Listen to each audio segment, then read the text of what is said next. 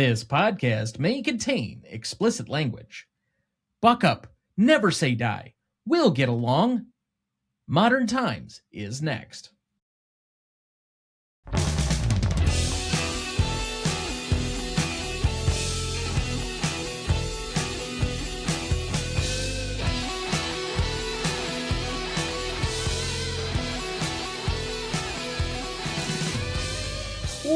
Welcome to the Greatest Movie of All Time podcast, the show that uses a grading style to redefine what the greatest movies are. I'm Tom Duncan. And I'm Dana Duncan, or maybe I'm Patton Oswald, I guess.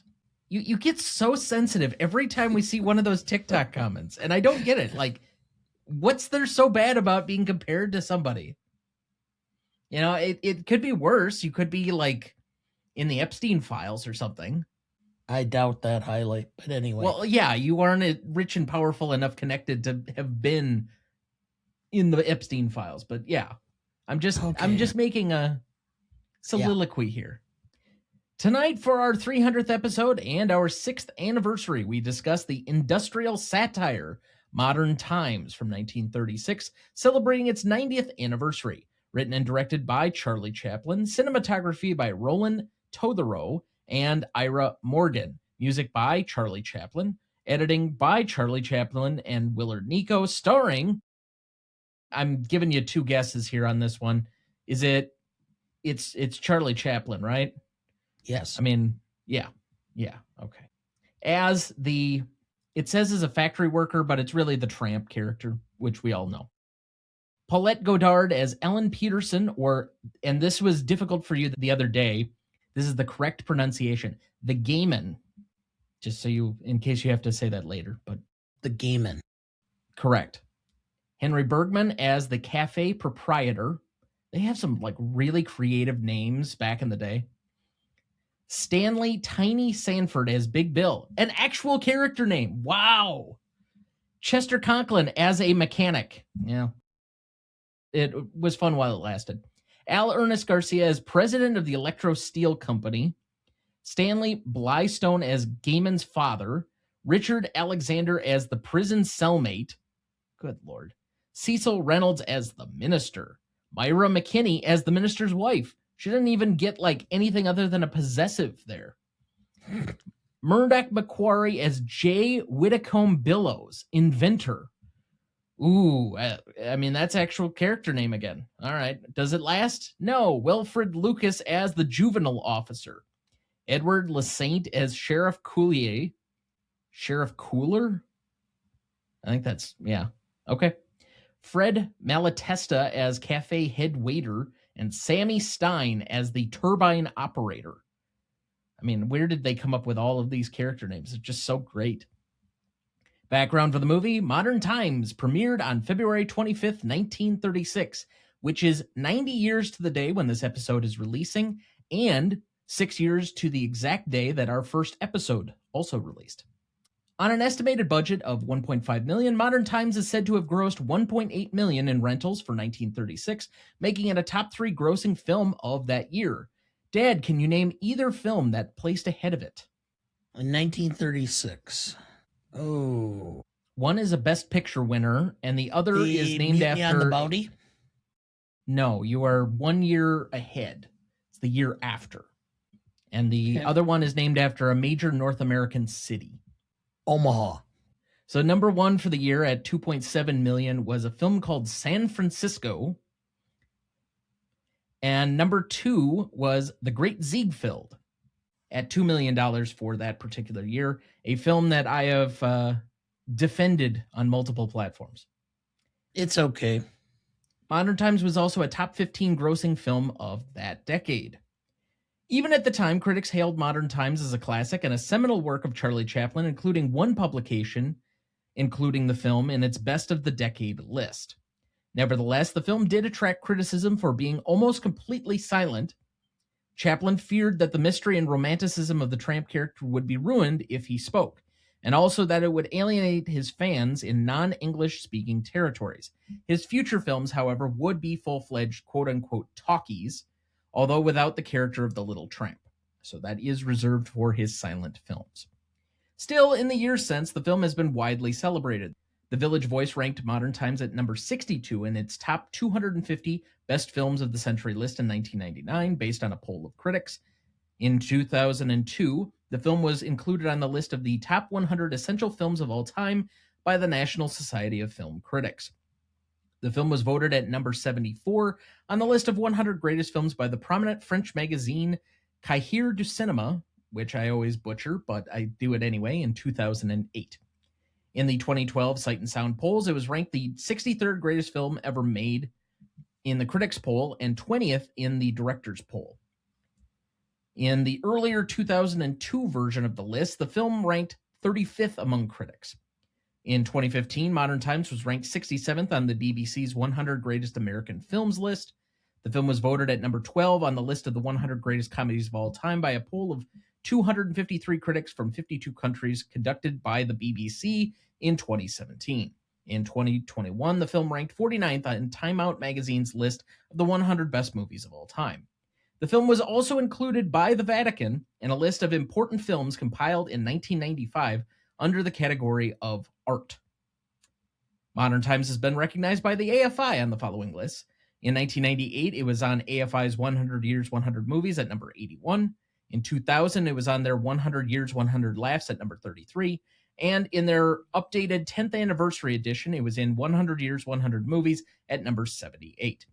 In 1989, Modern Times was one of the first 25 films selected by the Library of Congress for preservation in the National Film Registry. It currently holds a 98% among critics on Rotten Tomatoes, a 98 score on Metacritic, and a 4.3 out of 5 on Letterboxd. But of course, we cannot do this by ourselves. We had to bring somebody back that could only be fitting for our 6th anniversary, one of our legendary guests, making his 18th appearance on the show to date. A man who needs no introduction, but we give him one anyway. The host and creator of the Best Picture cast, a 5-time club member, a CLP contributor, the Irish Iron Man from Long Island. Please welcome back Kieran B.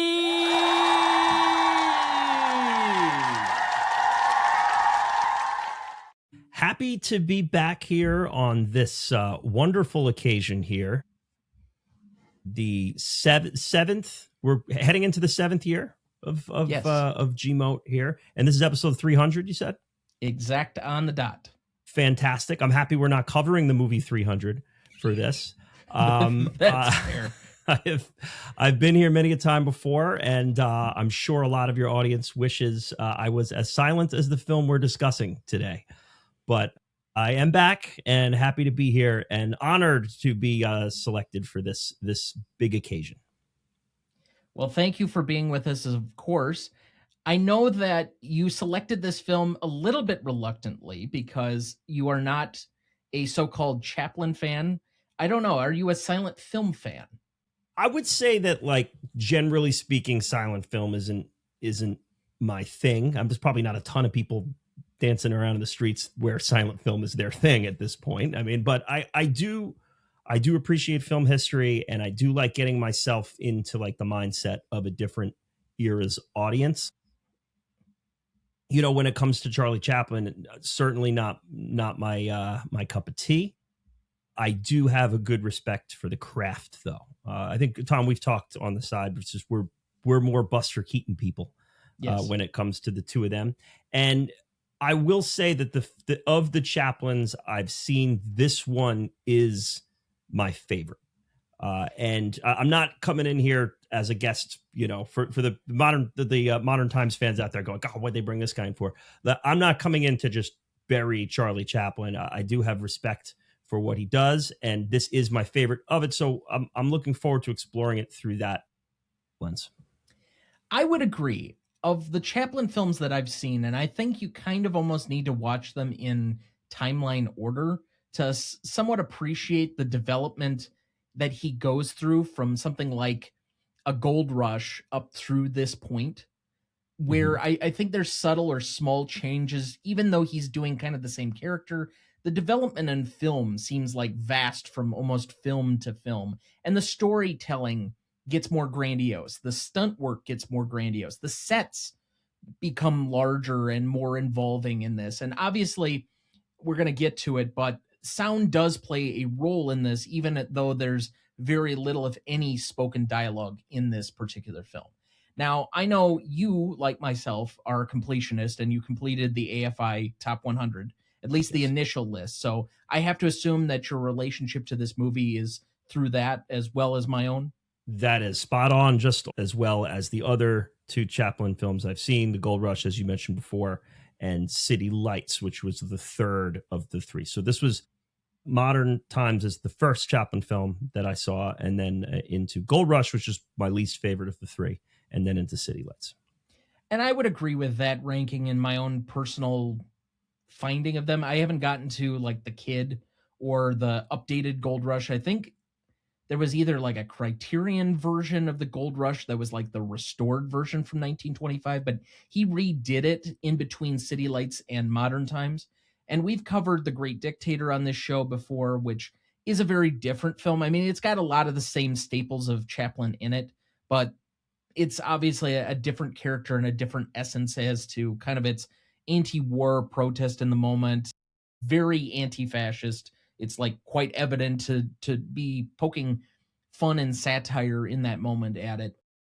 But I like the way that this incorporates a little bit of sound, so it doesn't feel quite so distant. I think that's part of my issue with like even City Lights. It feels like it's still off in the distance, even though we're in the talking era, 31, we're 2 or 3 years into this new phase. It doesn't really use sound effects in the way that this movie does. And I think that gives it a lot more character than some of the other films. So it's a little bit more open to me. But Dad, let's bring you in here. What is your relationship to the film? What was the first time that you saw this? This time. Oh, so you're brand new to it. Yep, Okay. I had not seen it before. I had seen the scene of the roller skating and the figure eight, but that's the only part I'd seen. Now, you had declared a couple of weeks ago, and we've been kind of taking this trip through the 1920s and 30s early on in this season. So we've discussed Dracula from 31. We've discussed Sabotage from 1936. We've now discussed this film. We discussed The General last week. You had declaratively said that you thought City Lights was Chaplin's best film without seeing this film. Are you still so clear on what you think is his best? This is his best. Okay. Although the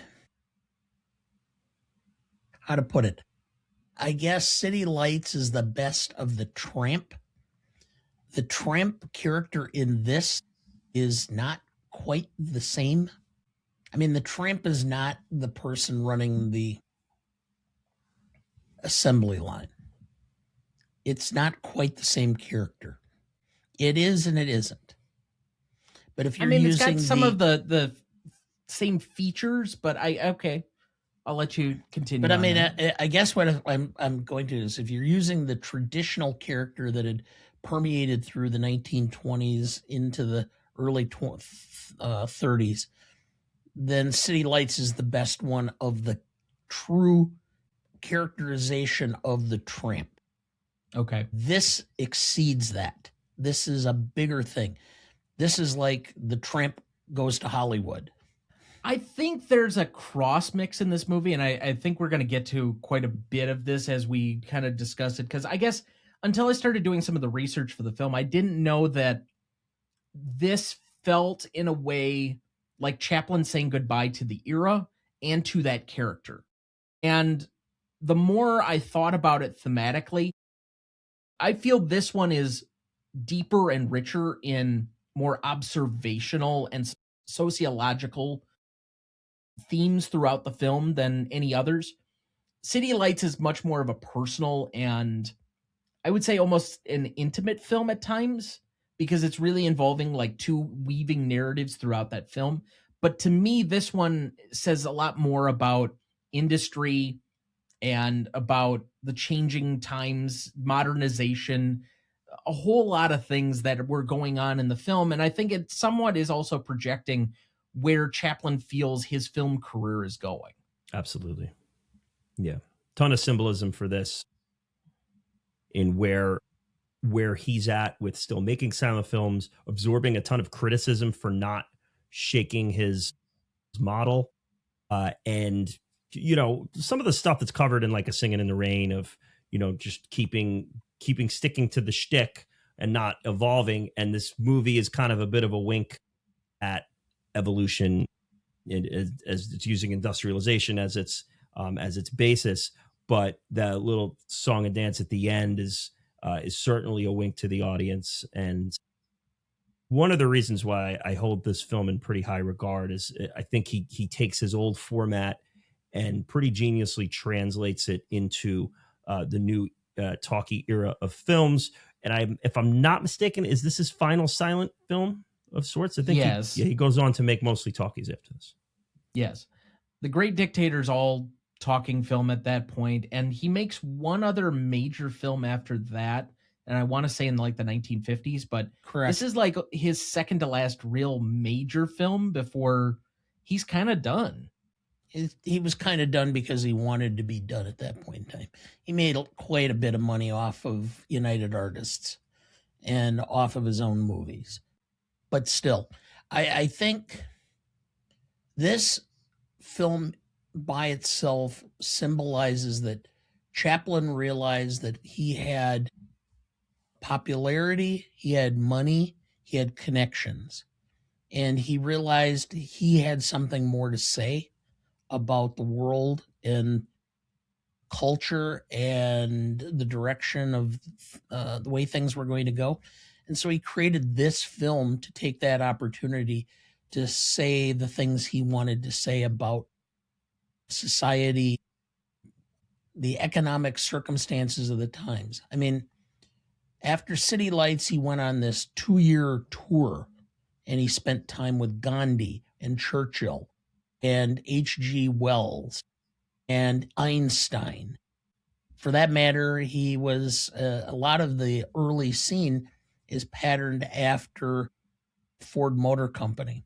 In fact, the selection of the actor to play the head of the company, he got somebody as close to looking like Henry Ford as he could possibly get, because that's where he learned all about workers having nervous breakdowns in the factories and such. I think it had a lot to say, or he had a lot to say and wanted to say it. And it was at a time, a crossroads really in the country. When this was in production in 1935 for release in 36, 1935, we did not know what was going to ultimately happen. We still had Huey Long preaching a populist movement of wiping out the wealthy and taking and redistributing all the money. It wasn't until he was assassinated that came to an end. We had Father Conklin, who was preaching on there kind of almost a Catholic white supremacist fascism concept. And he was backed by Charles Lindbergh, that ultimately led into the America First movement at that time. So 1936, we didn't know. It could have been that we became communist. It could have been that we became more of a socialist country. We didn't know what was ultimately going to happen. We started seeing the Depression end, but it was not clear. In hindsight, we see now, oh yeah, things, but at the time it was very uncertain. And I think Chaplin really made a point of trying to express the uncertainty and his own views on it, which is probably one of the reasons why so many people felt it was a communist ilk, because he did have so many negative tropes within the film about industrialism and capitalism in general.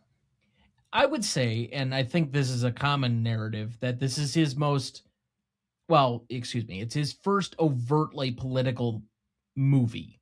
But you're correct. It has a very unflattering portrayal of industry, of the industry makers, and for what it's worth, the British Labour magazine or whatever, the Liberal Party at the time, basically hailed this as a liberal propaganda. The Nazis banned it. And Chaplin was eventually investigated by HUAC as a communist because of this movie. Yes. Which is why he didn't come back to the United States until his Academy Award in 1972. So, Dad, do you have a plot summary ready for us? I do. In modern times, Charlie Chaplin returns again as the Little Tramp, a factory worker who struggles to keep up with the fast pace of modern machines. On an assembly line, he tightens bolts all day until the pressure drives him nearly insane. After a nervous breakdown, he is sent to a hospital. When he gets out, he is mistaken for a communist leader during a workers' protest and is thrown in jail. Even in jail, his clumsy good luck helps him stop a prison break. But once he is free, he finds it's hard to survive in a world ruled by machines and money. During his struggles, the tramp meets a poor young woman played by Paulette Goddard. She is hungry, homeless, and trying to care for her sisters after her father dies. The two form a close bond and dream of building a simple life together. They face job losses, hunger, and constant trouble with the law. Yet they refuse to give up hope. In the final scene, Chaplin and Goddard walk down an open road, determined to keep going, despite the hardships of the modern world. Thank you, Dad. So, what is the movie about? On face value, it's commentary on the changing times and the industrialization of America and what that's doing to the workforce, how the common man or even the less than common man is forced to catch up in the race in order to just keep ahead afloat. And, as I said before, I think he is also commenting on the movie industry and how technology has changed what's gone on in the production of films. I mean, from a 2026 standpoint, we look back and say, all right, they added sound and, the industry they fleshed out the technology and now they're going. Of course, here we are in 2026, not knowing what AI is going to do to filmmaking. So there's, 90 years later, you look at it and you can maybe get yourself in the mindset of someone like a Charlie Chaplin saying, hey, they're taking the bread off my plate. So I think there is a lot of playing into what the movie is literally saying and then how life is affecting him off the screen. I mean, I would agree. I think it is difficult to watch this film without the historical context of the Depression at the time and how inseparable that is to a lot of what's going on in the rather obvious political narratives that are in the film. But also, the Little Tramp has always been kind of a character down on his luck. So for him to kind of be this seminal figure in the middle of a depression where, frankly, everybody's down on their luck, I think coincides with everything that's going on around them. And then you get to project all these additional themes that I think are there. But I think what Chaplin is ultimately trying to say is about perseverance. It's about hope. It is about being caught up in a modern world or a modern machine that really doesn't care about the individual all that much. I think part of the reason of being in a factory and an assembly line more specifically is that it dehumanizes. And I think there's a lot of pieces of this movie that are trying to objectively make him feel human as opposed to all the forces that are working against that. But then ultimately it also is trying to tell me, and I think that's the importance of this side character with Paulette Goddard, is things will be okay. You will have hope as long as you have someone to share your troubles with. And to me, that's where the film ends up is that we have each other, we'll be okay. We could keep moving forward, not knowing what's going to come next. Yeah, that's well said. Ultimately, though, the machines and capitalism, both figuratively and literally, eat the tramp up and spit him out. I mean, they do, but again, the last lines of the film are telling in where his attitude is. I think the film would be different if he just kind of accepted his lot in life, but rather he's ready to move on into the horizon of whatever's next. They're going to go to another town and they're going to start over and they're going to do something else. Except that what happens, he's not following the lead of being in the factory or the workforce. He's on his own, and he and Goddard are walking into the sunset under their own controls and their own auspices. He's not following anybody's lead but his own. Fair point.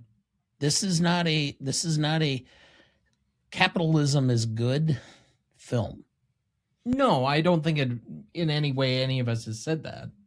So, but then again, said by a person who was a multimillionaire who had made lots of money and never really had to worry about working ever again in his life. But he had gone the independent route of setting his own thing up and working against the larger forces or the larger cogs of the film industry. And frankly, most of what his reputation of building something like a United Artists was to support more independent people and return a lot more of the money to the makers of the art as opposed to just the producers or the investors. And so I think a lot of that is commentary within this as a larger voice. Yes, but it also had to do with government regulation because the government got involved and threatened the movie industry because all the studios owned their own theaters. And so therefore, United Artists and any of the independent film companies could not get into most of the bigger movie houses in the major cities because they were owned by the studios. And they blocked them out. So they filed antitrust, which forced the sale so that they had to subdivide. So companies that had movie interests like Lowe sold their movie interest off and kept the theaters. So it happened to be that government intervention and antitrust really benefited him as well. So it wasn't just his own ability. It was utilizing government regulation for that purpose as well. I just find it, and the reason I bring this up is it's just kind of interesting. I always find that people who are critical of things generally have a bit of being a, why am I drawing a blank as to the term? Yes. They have a tendency to be hypocrites about how they got there themselves. Did you know? The iconic depiction of Chaplin working frantically to keep up with an assembly line later inspired comedy routines, including Disney's Der Fuhrer's Face, Donald Duck alternately assembling artillery shells and saluting portraits of Adolf Hitler, and an episode of I Love Lucy titled Job Switching. Lucy and Ethel trying to keep up with an ever-increasing volume of chocolate candies, eventually stuffing them in their mouths, hats, and blouses. The opening of a fantasy sequence in the film in which the unemployed factory worker trips over a footstool upon entering the living room of his dream home with the Gaiman inspired a similar opening to the Dick Van Dyke Show. So it's like hitting all the Dana favorite spots here. Well, Dick Van Dyke was a big fan of Chaplin as well as Laurel and Hardy, so yes. I suppose I could see that. But you famously included a reference to this episode of I Love Lucy in one of your federal briefs, and apparently it took hold because they started using that as evidence in some of their orders. Correct. In fact, it's been cited in a couple of briefs in the Seventh Circuit Court of Appeals. So, come full circle. Yes. Did you know? According to Paulette Goddard, Sir Charles Chaplin was deeply and profoundly involved in the recording of the musical score. He spent days upon days in the recording studio writing themes, and only left when Goddard begged him. Did you know? The musical score for the film, inspired by a sequence in the first act love duet from Puccini's opera Tosca, which everybody here remembers, was eventually turned into a top 10 hit, Smile, which I have to admit, I included this specifically because while I was listening to the score, I thought for sure it had to remind me of a song. And so I looked this up afterwards because in 1954, John Turner and Jeffrey Parsons added the lyrics and title to the song with the lyrics specifically inspired from the themes in the film itself. Nat King Cole did the original version that charted in the US at number 10 and in the UK at number 2. It has since been covered by numerous artists, including Jimmy Durante, Sammy Davis Jr., Tony Bennett, Robert Downey Jr., Lady Gaga, and Michael Bublé. And it is a fantastic song, in my opinion. Yeah, I agree. Yeah, all the crooners got their hands on it. Very much so. Did you know Charlie Chaplin devoted 8 days to filming the department store roller skating scene where he skates blindfolded on the edge of the 4th floor, coming within inches of falling over the edge into the deep stairwell below. The dangerous large drop was actually a painted scene on a pane of glass carefully placed in front of the camera to align with the existing set and create the illusion of a great height. Very cool effect. I think I've seen like a TikTok video of like trying to basically diagram that, or like removing that one pane or showing how it was done, something to that effect, where it was like they had the original footage without it and then they added the pane back in. So it was kind of neat to see, and I can't remember where I had that, but I'm sure I might have sent it to Dad at one point in time, because we share TikTok videos back and forth constantly. Is that scene not in another movie also? Like, is it in The Joker or something like that? I don't know why The Joker is coming to mind, but I feel like there's a character is watching that scene in another recent movie. Yeah, it might be. I can't recall, but I mean, it's a fairly famous Chaplin scene to pull out. I mean, that and him waking up in the middle of the statue from City Lights are probably two of the most iconic to just randomly have somebody have on somewhere. Yeah. The same video also had Harold Lloyd's hanging off the clock. And it was actually a stage that was set on top of a building and shot at an angle so that it looked like he was hanging off. And all the drop was only about 2 feet. Did you know? Discounting later parodies and novelty films, this was the last major American film to make use of the silent film conventions, such as title cards for dialogue. The very last dialogue title card for the film, and thus it can be said the entire silent era belongs to the tramp who says, "Buck up, never say die, we'll get along." So that, I mean, that, well, you guys were kind of debating about the final shot and whether it's hopeful or whether it's you're damning or commenting on where, you know, not being proud of where things are at. You know, I lend more towards it's hopeful, but I think it does work on both sides. He's taking what he has with what he has, whether it's his fans or his life or what he's prospered from it, and he's walking into the horizon and saying goodbye to not just the era but that character as well. And while I view it as hopeful, it's certainly an object of necessity. You know, he's leaving because he has to, not because he's choosing to, and his career would follow that path too. So it is fitting that this is like the final silent film. There are multiple ways to obviously read that, I think, pivotal scene in cinema history. And whatever your interpretation may be, it probably has a lot of your projections on what the silent era means to the history of film for you. Did you know? The film originally ended with Sir Charles Chaplin's character suffering a nervous breakdown and being visited in hospital by the gayman who has now become a nun. This ending was filmed, though apparently only still photographs from the scene exist today. They are included in the 2003 DVD release of the film. Chaplin dropped this ending and shot a different, more hopeful ending instead. I think it works on a better level. That kind of despair, you can leave that for others. Yeah, that's probably how he felt on the inside. And he's like, let me project where I have to go next instead. I did see the photos, by the way. I found them online. Oh, you did? Okay. Did you know? Chaplin allows the tramp to speak on camera for the first time during the restaurant scene, but insisted that what the tramp says be universal. Therefore, the song the tramp sings is in gibberish, but it is possible to follow the story he tells by watching his hand gestures. That's cool. I wondered if it was Italian, but some of it seemed French. I thought it was French.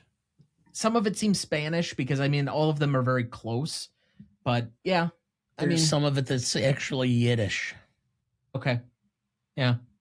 And finally, did you know this was Chaplin's first overtly political themed film, and its unflattering portrayal of industrial society generated controversy in some quarters upon its initial release.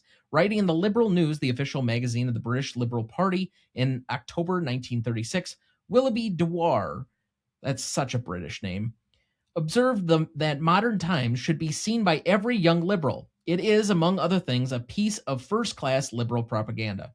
No complaint there. In Nazi Germany, propaganda minister Joseph Goebbels banned the film from being shown because of its alleged advocacy of communism. This was one of the films which, because of its political sentiments, convinced the House Un-American Activities Committee that Chaplin was a communist, a charge he adamantly denied. And so with that, that looks like a great spot for our first break. We'll be right back.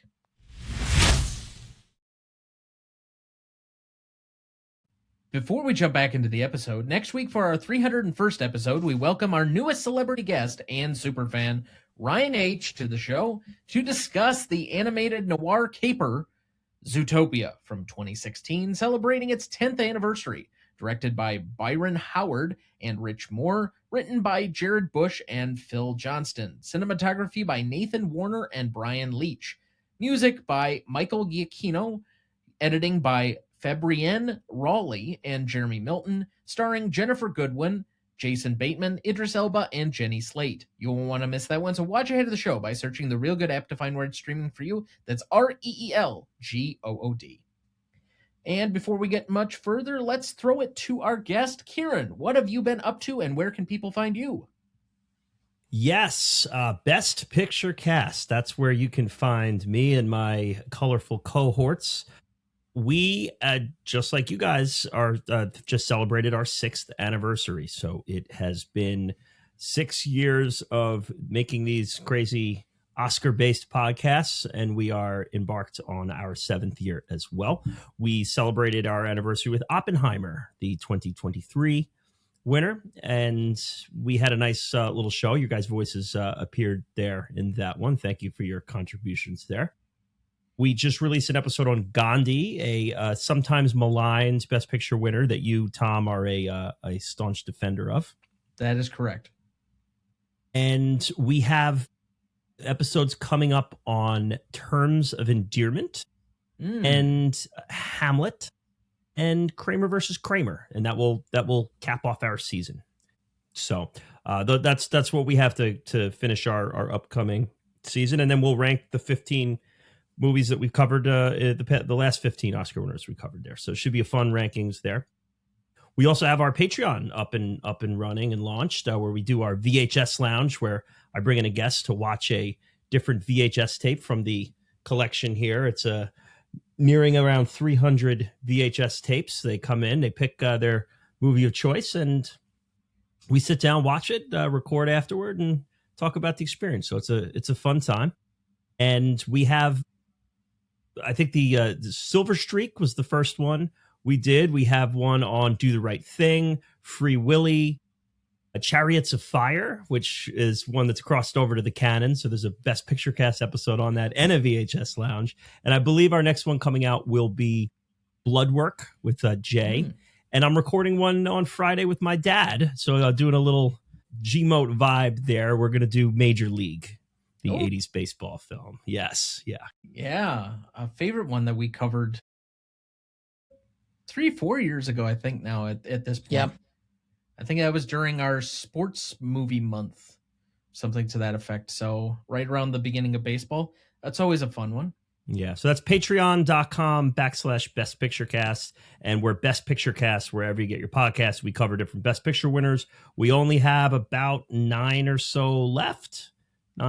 or so left, and add on whatever wins this year to that as well. And yeah, it's looking forward to it. It's looking forward to getting to the end and then embarking on the next journey there, though. It's been a fun 6 years, as it has been for you guys. And it's amazing that we both started up around the same time and crossed paths and found our way here. Absolutely. However, the question does remain. Is the Terror in Tiny Town a VHS collectible in that library you have behind you? It is not. I did not go out and and add that to the collection like I have in the past for films we've covered like Grapes of Wrath and The Lost Weekend. I also did not get Modern Times, so I watched them both on Pluto, I believe. Pluto was the great service that allowed me to watch both. And there were ads. Normally ads annoy me. In this case, they came as a bit of great relief. Wow. I mean, I knew it was 61 minutes. I think that's right. It is a little over an hour, which I was very, very gracious that you chose not only a movie that was just an hour long, but one that was easy to access on Tubi, on Pluto, and some of the free services. So I didn't have to go hunting for this thing.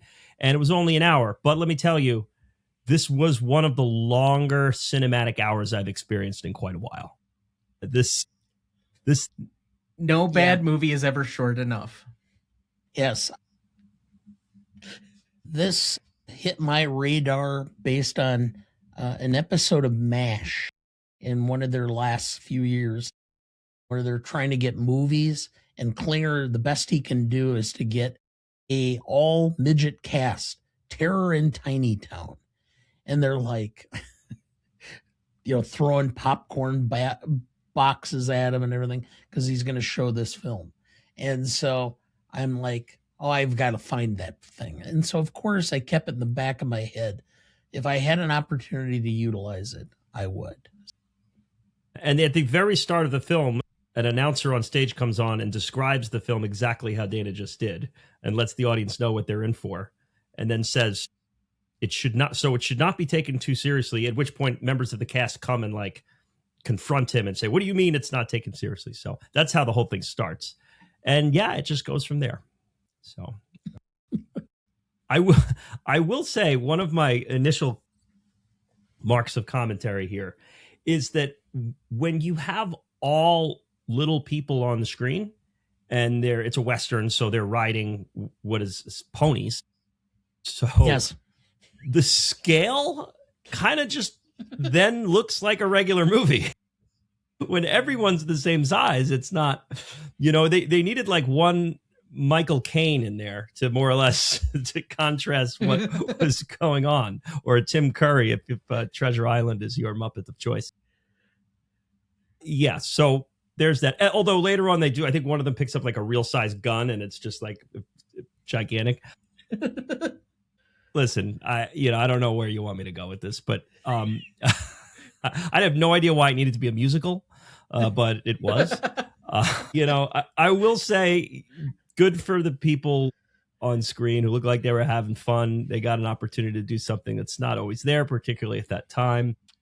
It's not great that I'm sure this was done to make fun of them, but they at least the people involved seemed to take it as seriously as they were allowed to. And I'll say the lead wasn't bad. I mean, he had some chops. He had some acting chops.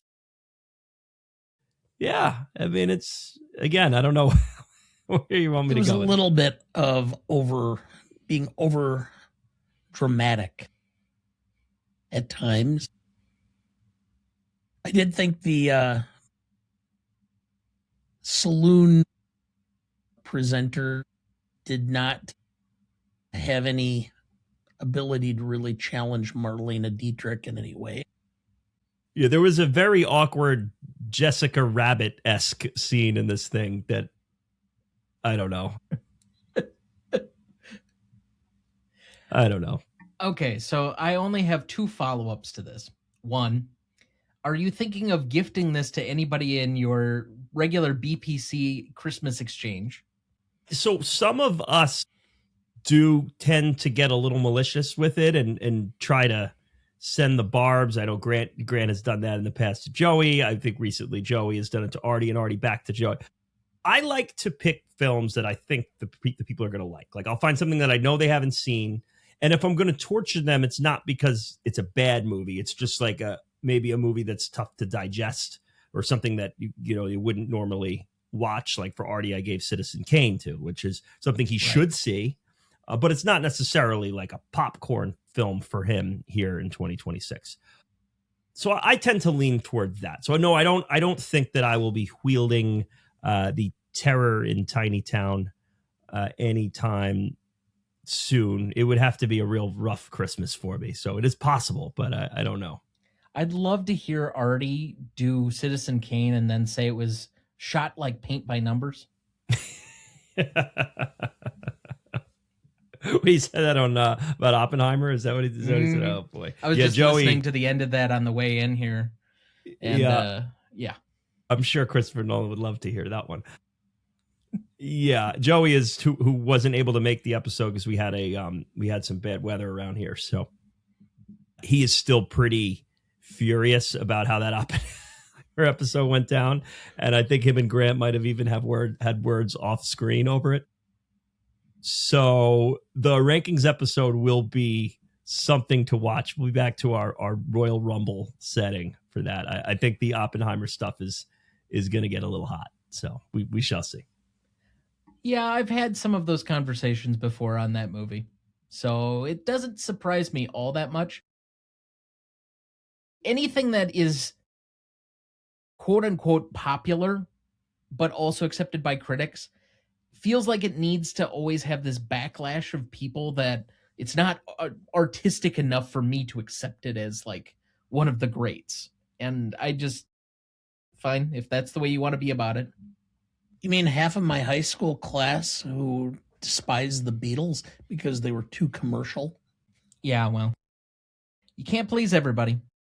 And finally, is The Terror of Tiny Town going to make an appearance on Worst Picture Cast? It certainly could. It certainly is eligible. Worst Picture Cast, it's been a bit since they've put anything out. I think they do have a rankings coming up, but I will certainly add it for consideration for a Worst Picture Cast episode, because I think it would absolutely slide into that groove. I think a live watch might be in tune. I'm the Terror of Tiny Town. Thank you, Dad. Now, speaking of debt payments, the Oscars are only a few weeks away, and we have yet to release somebody else's payment from last year. I'm trying to get as much as I can consumed. Somebody keeps knocking on my door during the day this week and, commenting on what I'm watching on there while I'm trying to do paperwork and writing briefs. Well, it's not so much the amount of Oscar films that you're watching, it's that you're still not paid up on last year's debt of St. Elmo's Fire. No.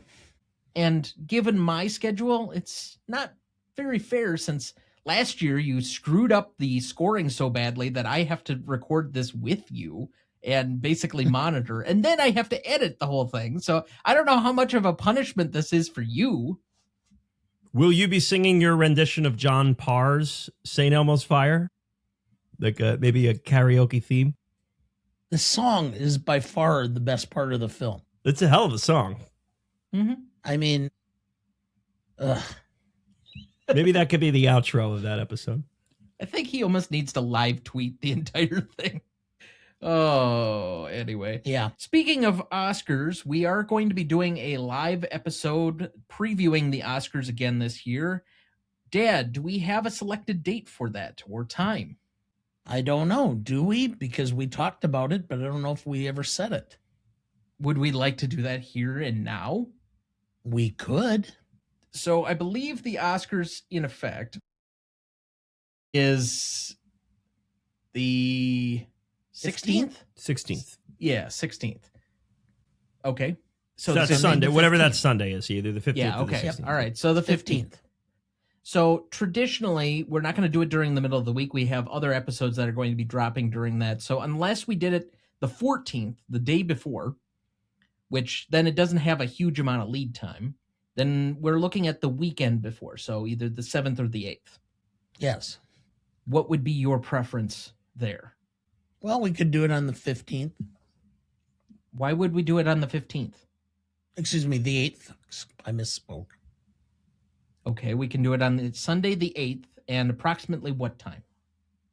We're going to be doing this as a live stream. Correct. We don't have enough time. Well, there's not enough time in the week for me to edit 2 episodes, so. Okay. So we could do it like 7 o'clock Central. And at least as far as the commentary I heard from last year's live episode on our Oscars preview, we didn't have any negative feedback that it went too poorly. So 7 p.m. on the 8th? Sure. Okay. You heard it here first, folks. That was in real-time scheduling to nail things down, partly because I wanted to make sure that the announcement was up at least a good week before we actually recorded the episode and people had a chance to try and tune in. But I will pull everything and put it on our regular channel as well. And you don't have to catch it live, but if you want to, we'll be on our YouTube channel, Gmote Podcast, or at Gmote Podcast on YouTube, for you to be able to catch at that time. You can watch after the fact, of course, as well. And we will be covering everything that we normally do during the Oscars. I think In Memoriam is going to be very challenging this year. It will be, yes. Which I'm sure we're going to have some things to say when we get to that portion of the episode again this week. But we're going to be giving you our all 10 rankings of the Best Picture nominees, and then going through all of the, I think it's now 24 categories with casting this year. That sounds correct. I think it was 23 categories last year, so I'm pretty sure it's 24 now, which means that the tiebreaker may have a even greater holding than ever before because of the even number of categories. But all right, one final thing that I wanted to just briefly get to. Since the beginning of the year, we've added some new listeners from some new countries, and I'd just like to shout out or recognize them here. We've added listeners from the great country of El Salvador, from Ethiopia, from Madagascar, from North Macedonia, and finally, from Rwanda. Currently, our amount of countries that we've been heard on through the course of the show, including a few different territories and other places, is up to 135. So we are very thankful for all of you out in the ether that have been listening to the show during our entire 6-year run, and we hope that you're able to introduce yet a few more countries to the list. I know I said this many, many years ago, but I think it bears repeating here, that at one point my dad said he would love to have visited every country on the face of the earth. And while that is no longer physically feasibly possible, let alone financially possible, I do think that our ability to translate this show into every country on earth would be a worthwhile goal, and hopefully we can get there before one of us perspires. Yes. So, with that, we'll jump back into the rest of the show. Best performance is where we left off. Dad, who did you have down? Chaplin. Did anybody not have Chaplin? No, I mean, I think every Charlie Chaplin film is designed for this category to take the win. It's like he knew that Gmote would exist years in advance, and he wanted to make sure he swept this category every time. So no, this is that would be the selection. We did Chaplin when we did City Lights because he wrote, directed, starred in, and edited and did parts of the music. And he did the same thing again here. We had last week with Keaton basically doing everything but the music for that film. I don't know what it was about certain silent film stars that they felt like they needed to do everything in a film, but yeah. I don't think we're going to have much of an argument, but anything particular of Chaplin's performance that you would like to highlight? I mean, doing that physical of a performance and directing the thing is pretty impressive in itself. You know, we just, like I mentioned before, we just did our Gandhi episode, and Sir Richard Attenborough was talking about the role of the director. And he said, for the most part, directors are really just part of the team. They're just members within, and they work together, with the exception of a few specific directors. And he didn't list a long list, but Chaplin was on it. He said Kurosawa, Chaplin, and I think he said Hitchcock. If you're not one of those guys, you're really just kind of a member of a working unit and a working team. But Chaplin is kind of, like you said, doing hands on everything, doing everything, and clearly a very specific vision for what he wanted to say. It's just, I'm always impressed anytime a director acts in his own movie and puts out a big performance. I think we discussed it in City Lights that there was an anecdote by somebody in that movie that basically said Charlie Chaplin would come on every time they were going to do a scene and basically act out every single one of the parts in advance, telling them how he wanted everything done to a very meticulous level. And I think his overall comment was if Chaplin could have played all the parts, done everything himself, he would have. I mean, it sounds completely annoying and insufferable, but that's just, I'd rather, rather work for someone else, but, At least Stanley Kubrick and David Fincher didn't try and act in their own films. They made other people suffer for that. But moving on here, best secondary performances, who did everybody have? Paulette Goddard. Same. I had the set and production design for me, and that was, I'm sorry, God, I had his name ready and then I botch it. Well, I'll help you out a little bit here. Charles D. Hall, Yes. J. Russell Spencer, although I went a little bit Charles further D. than Hall was Alfred Reeves and Bud Thackeray, because I also went with art and visual design as part of the whole aesthetic of the film, because this is probably the biggest set production version of any of Chaplin's films. Even The Great Dictator, I don't think goes to the scale of this one, where it's in the factory, or it's in the jail set, or it's inside that restaurant cabaret kind of situation. All of those had fairly large production value pieces to them, and especially inside the factory with the working machines and the rest of it. I ended up giving them collectively my most charismatic award for all that is doing, because I think it basically the entire first act of the film is taken over by between Chaplin and the production design. So I would agree with you there.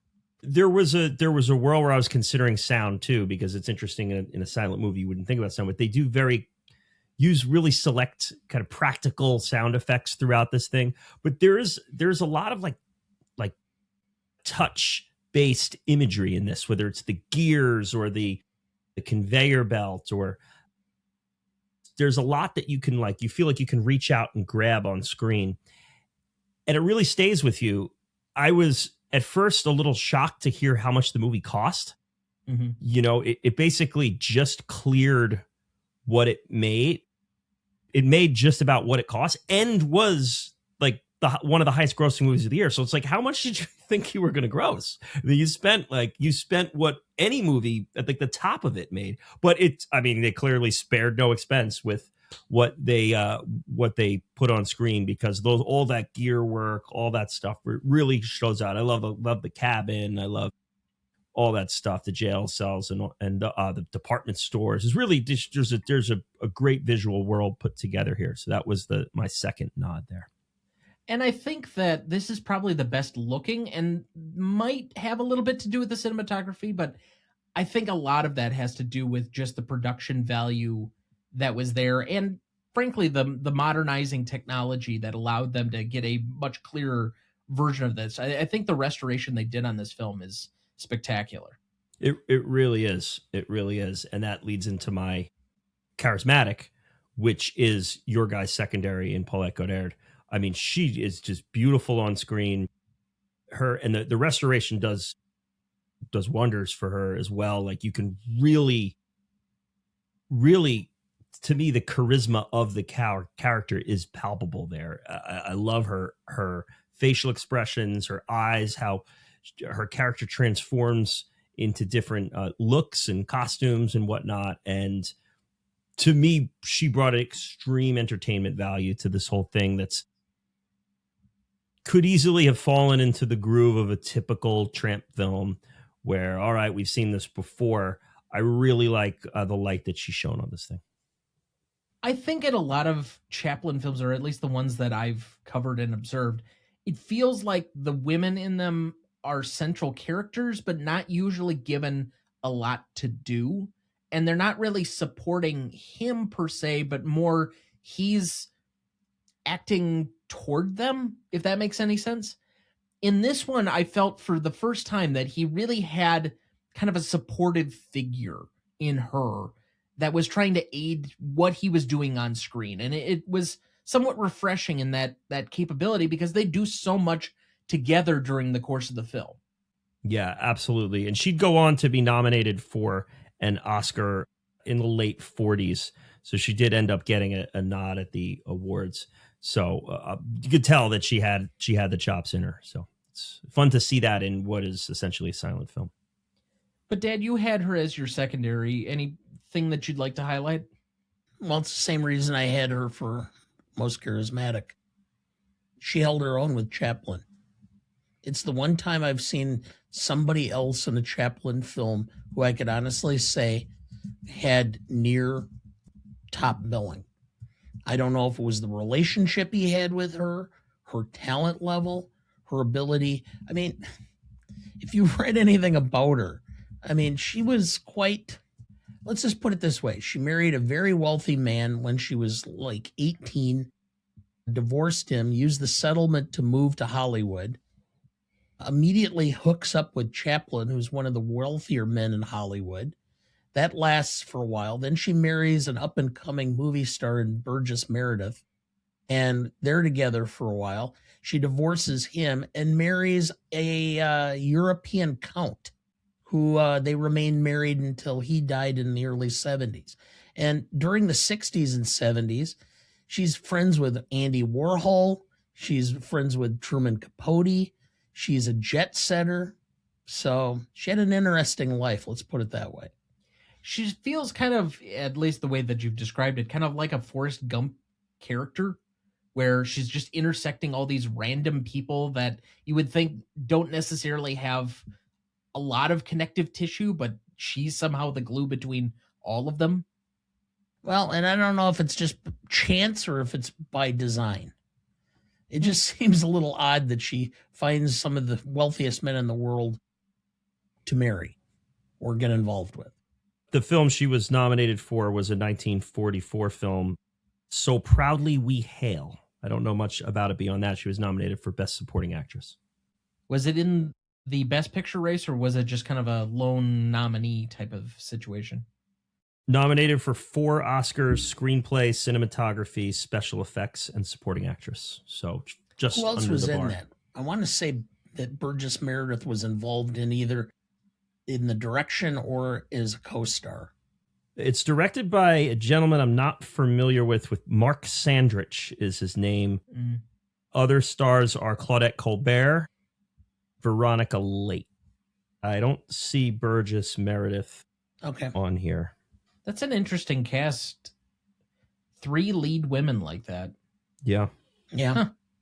All right. You don't definitely see that really happen with nominations anymore, where it's a supporting actress and then a bunch of technical awards like cinematography and I guess screenplay. But, a group of nurses returning from the war in the Philippines recall their experiences in combat and in love. Okay. I'm sure that was not popular with the troops in 44. Okay. Well, not everything could be 1942's just drub after drub of propagandist films. Justice for Mrs. Miniver. Well, it wasn't just Mrs. Miniver. That was the least propaganda. Well, no, it's not the least, but like 91st Parallel was just like, or Wake Island. Some of those were okay films, but it's just like overly hit you over the head with gotta support the war effort, gotta support the war effort. Spoken like at least 2 people that reviewed that for a particular show that shall remain nameless. Anyway, let's move to best scene then. I have 5 nominees here. I have Factory Line, I have Lunch Machine, I have Sniffing Powder, Back in the Factory, and Singing for Your Supper. I think these probably detail all the biggest moments for me that I could really recall throughout the film, but did you guys have any others to nominate? Yeah, the department store roller skating. Oh, sure. Yeah.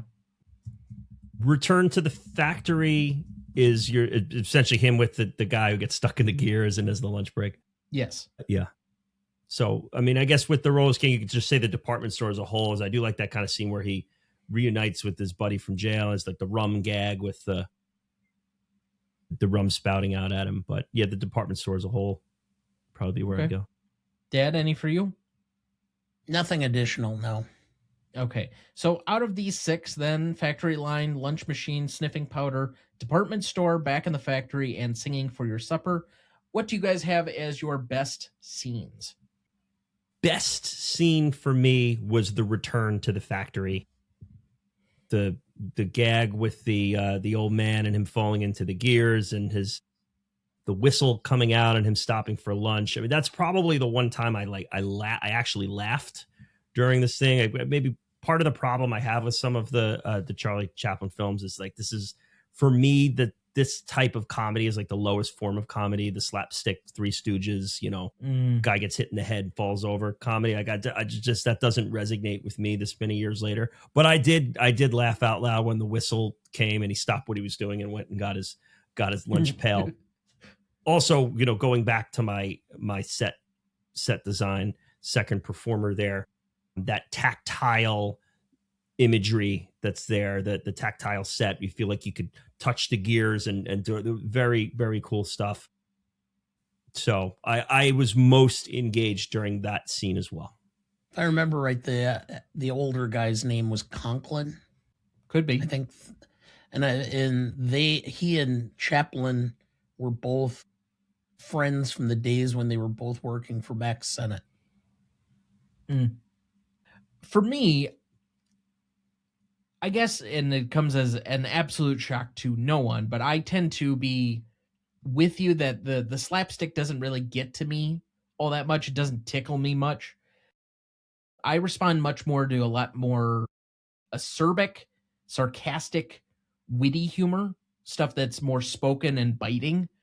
But for me, the place where I usually laugh for this movie is probably very early on, whether it's the nut tightening or it's the lunch machine. And that's ultimately where I went with for my best scene. I just like the lunch machine because ultimately it feels like, and especially for somebody who's thinking about the financial concerns of a business at the moment, watching them try and yes, you're going to be more efficient. You're going to be able to work. Like, who is working while they have this thing basically clubbing them in the face repeatedly? I mean, yes, it eventually went to the notion of like a pie in the face, quite literally. But up until then, it's just kind of a goofy aspect. And I thought tying it in nicely with the societal piece of they will go to any extent, any length to try and save extra time, try and be more efficient, try and churn out just that little bit more, because that fraction of time that you may be eating could be costing them money. And yeah. I like the dehumanization of this just rotating thing trying to feed you while you're supposedly working on something while it's doing it. I don't know. It made me giggle. My best scene is the factory line in the beginning. And it's not the slapstick that I found funny that I laughed at. It's the absurdity of some of the stuff that they were forcing him to do and requiring him to do. And it just made me laugh because you see the same stupidity going on today. I don't think it's lost one bit of relevance as far as just what some employers think they could obtain by just pushing or prodding or changing or whatever you want to say. The absurdity of that just resonated with me as it exists now. As far as favorite scene for me, it's either one of those. It's the lunch machine or the factory line. I really enjoy the first third of this movie, and after that, there are pieces of this that I really enjoy. There's the roller skating in the department store that's kind of a one-off, but that's kind of a contained sequence. I do enjoy at the end the song that he puts on just because of the nature of watching the Tramp for the first time kind of talk. But outside of that, there are pieces in here that still make sense, but I feel like as a whole, the factory portion in the beginning for me is probably my most memorable bit as well as my favorite bit of this movie. My favorite is going to teeter between what I had as the best and what I picked as my indelible. So I guess I'll pick my favorite, what will be the indelible, and that's going to be the roller skating. It's really visually and aesthetically pleasing and at equal parts dreadful. Can't look away just imagining roller skating that close to the edge of a of a gap. Maybe that's my fear of heights kicking in. But it's pretty beautiful. It's a pretty beautiful thing. There's not much to it, like you said, as far as the scene goes. But it is what sticks with me the most, other than the gears and him Chaplin traveling through the gears in the beginning of the movie. That would be the other like indelible visual. I think that might be on the cover of the Criterion. Yeah, that department store skating scene is tops for me. For me, the favorite scene is Singing for Your Supper. I guess I had always been kind of a fan watching some of the things Carl Reiner and Sid Caesar doing their gibberish conversations on Show of Shows, seeing some of those reruns and such. It just always it to be able to say the gibberish in a way that makes some sense without it being or with it being nonsensical at the same time. Instead of it just sounding, you have to learn lines of a non-English speaking or non-language. Otherwise, it just sounds bizarre instead of humorous. And so I just love that part. Yeah, great scene. The ending is really well crafted. I mean, you could easily pick that as best scene.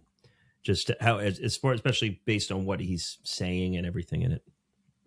So I had Factory Line as my most indelible moment. Just overall, that's the thing that sticks out. I think, Kieran, you already indicated yours was the department store. The roller skating. Yeah, the roller skating on the edge with the blindfolded. That sticks with me. I mean, that's, maybe it is Instagram. That's my scrolling brain kicking in. But it to me, that's the image that leaves me with this movie, is him roller skating near the edge there.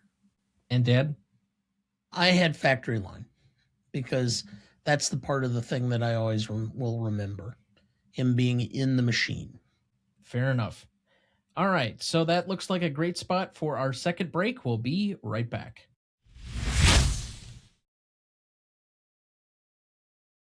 Before we jump back into the episode, and before we get to the Stanley Rubric in a minute, if you're ever curious about our Master Greatest Movies of All Time list that has every graded movie we've ever discussed on the show, there's a link in the episode description of every episode of this show, or you can go to RonnieDuncanStudios.com and find it as the top entry on the Greatest Movie of All Time podcast show page.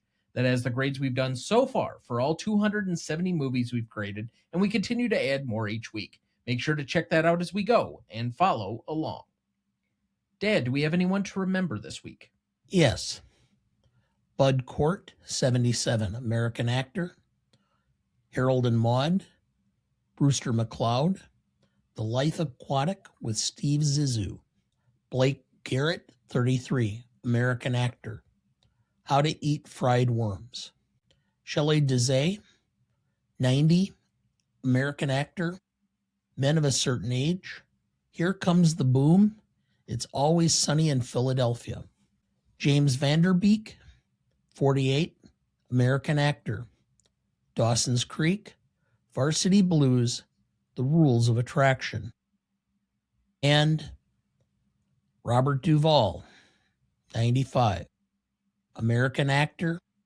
The Godfather Part 2, Apocalypse Now, The Conversation, Network, The Natural, 7-time Oscar nominee, won the Oscar for Best Actor in 1984 for Tender Mercies.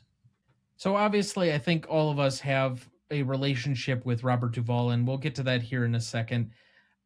Dad, have you seen Harold and Maude at all yet? I have not, but I was familiar with Bud Cort because he did a lot of stuff in the early 70s, did a lot of stuff in TV as well. So I was familiar with him, but I have not seen Harold and Maude. Okay. It's been on my short watch list for a while because that made the AFI 10 top 10 list for, I think, comedy. And I just haven't bothered to get around to it, but it's been on that watch list for quite some time. I thought the premise of it seemed a little odd, but then again, it is a Hal Ashby movie, so who knows? But from that standpoint, I am not a big. I mean, I obviously had my run in and my very famous story that I've told multiple times on It's Always Sunny in Philadelphia. But Kieran, did you happen to watch that show? Well, absolutely. Huge Always Sunny guy. And Shelley Desai plays the Frank and Charlie. Frank is Danny DeVito, Charlie Day. Their creepy landlord who they live in this like really rundown apartment that like doesn't even have a bathroom in it. And he's the landlord. And Frank is Danny DeVito's character is a very wealthy man who decides he wants to live in peril and poverty. And he's constantly haggling with him about like paying the rent. And he's like, I'm not paying the rent till you fix the crack on the wall. And it's this great dynamic between the two. It's a really distinct looking character actor who is in the earlier half of Always Sunny. He's a reoccurring character, not a super frequent reoccurring character, but well played, well portrayed, and great show. And he left a nice little mark on it. And obviously, I think there has been quite a lot of online commentary regarding James Van Der Beek, not only for the circumstances of his death and how it's left his family and all the other stories that were surrounding him, obviously going back a few months, that people were lamenting the fact that he had to sell a lot of his own memorabilia and other things to fund his cancer treatments at the time. But now, of course, this GoFundMe page or whatever to pay for his leftover medical care, the estate that his friends in the industry helped support his family with by getting him shortly before he passed away. But as far as his acting career, I never watched Dawson's Creek. I think it was a little bit ahead of my time. Like, I think it was for the group that was just ahead of me. And Katie Holmes. Correct. Yeah. Among other Michelle people. Williams too, Joshua Jackson. Those are the four. Yeah. And I also did not watch Varsity Blues. My small run-in with James Van Der Beek was as a bit character on How I Met Your Mother when he did like 2 or 3 episodes, I think, during the course of that 9 or 10 season run as a former paramour of the Robin character. But I knew who he was. I mean, it wasn't that he was like a strange person. He obviously had this rather handsome and hunk persona within popular culture. So he'd been out there. I just wasn't as familiar with his work per se. But obviously a very large name to lose this weekend. In the circumstances, I think it's magnified his ultimate death. Huge Packer fan. Yes, I did see that. Became a very close friend of Brett Favre's because he grew up worshiping Favre as a quarterback. And he did tell the story, I think, on Rich Eisen, that was being passed around recently, that he wears the number 4 as a result of being a huge Packer fan and a Brett Favre fan, because that was one of the stipulations to doing Varsity Blues, was he got to wear Brett Favre's number in the movie. Now, let's move quickly here.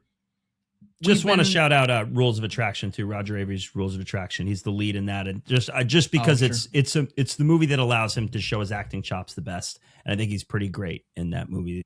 It's by the same the source material is by the same author as American Psycho. Pretty good fun little film. Let me just, as a little political commentary before we move on to the big name. It's a sad commentary in this country when individuals have to bankrupt themselves to enforce or to afford basic life-saving or potentially life-saving care. And when somebody who's had the ability to make money still ends up in this situation, it's an indictment against the whole country that we continue to allow this to happen.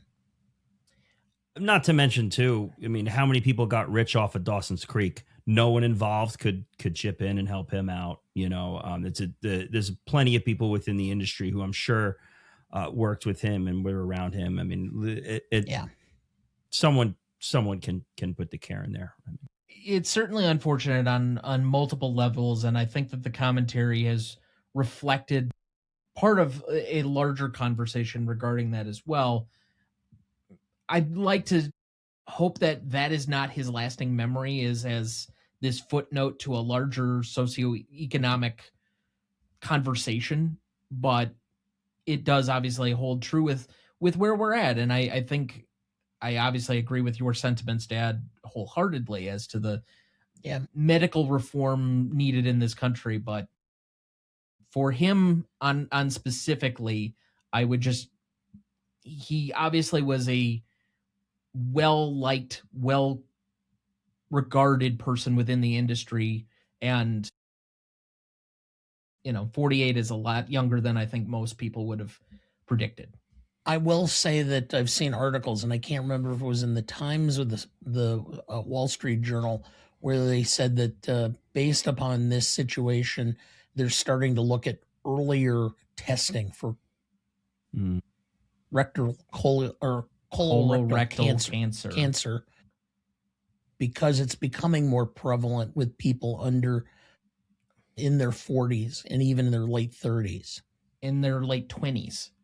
The incidence rate, especially since around the time of COVID, of my generation specifically and their development of it, and they can't explain why the incidences are occurring at a higher rate, but when I went through my medical situation a few years back, even I had developed some polyps that they removed during that time.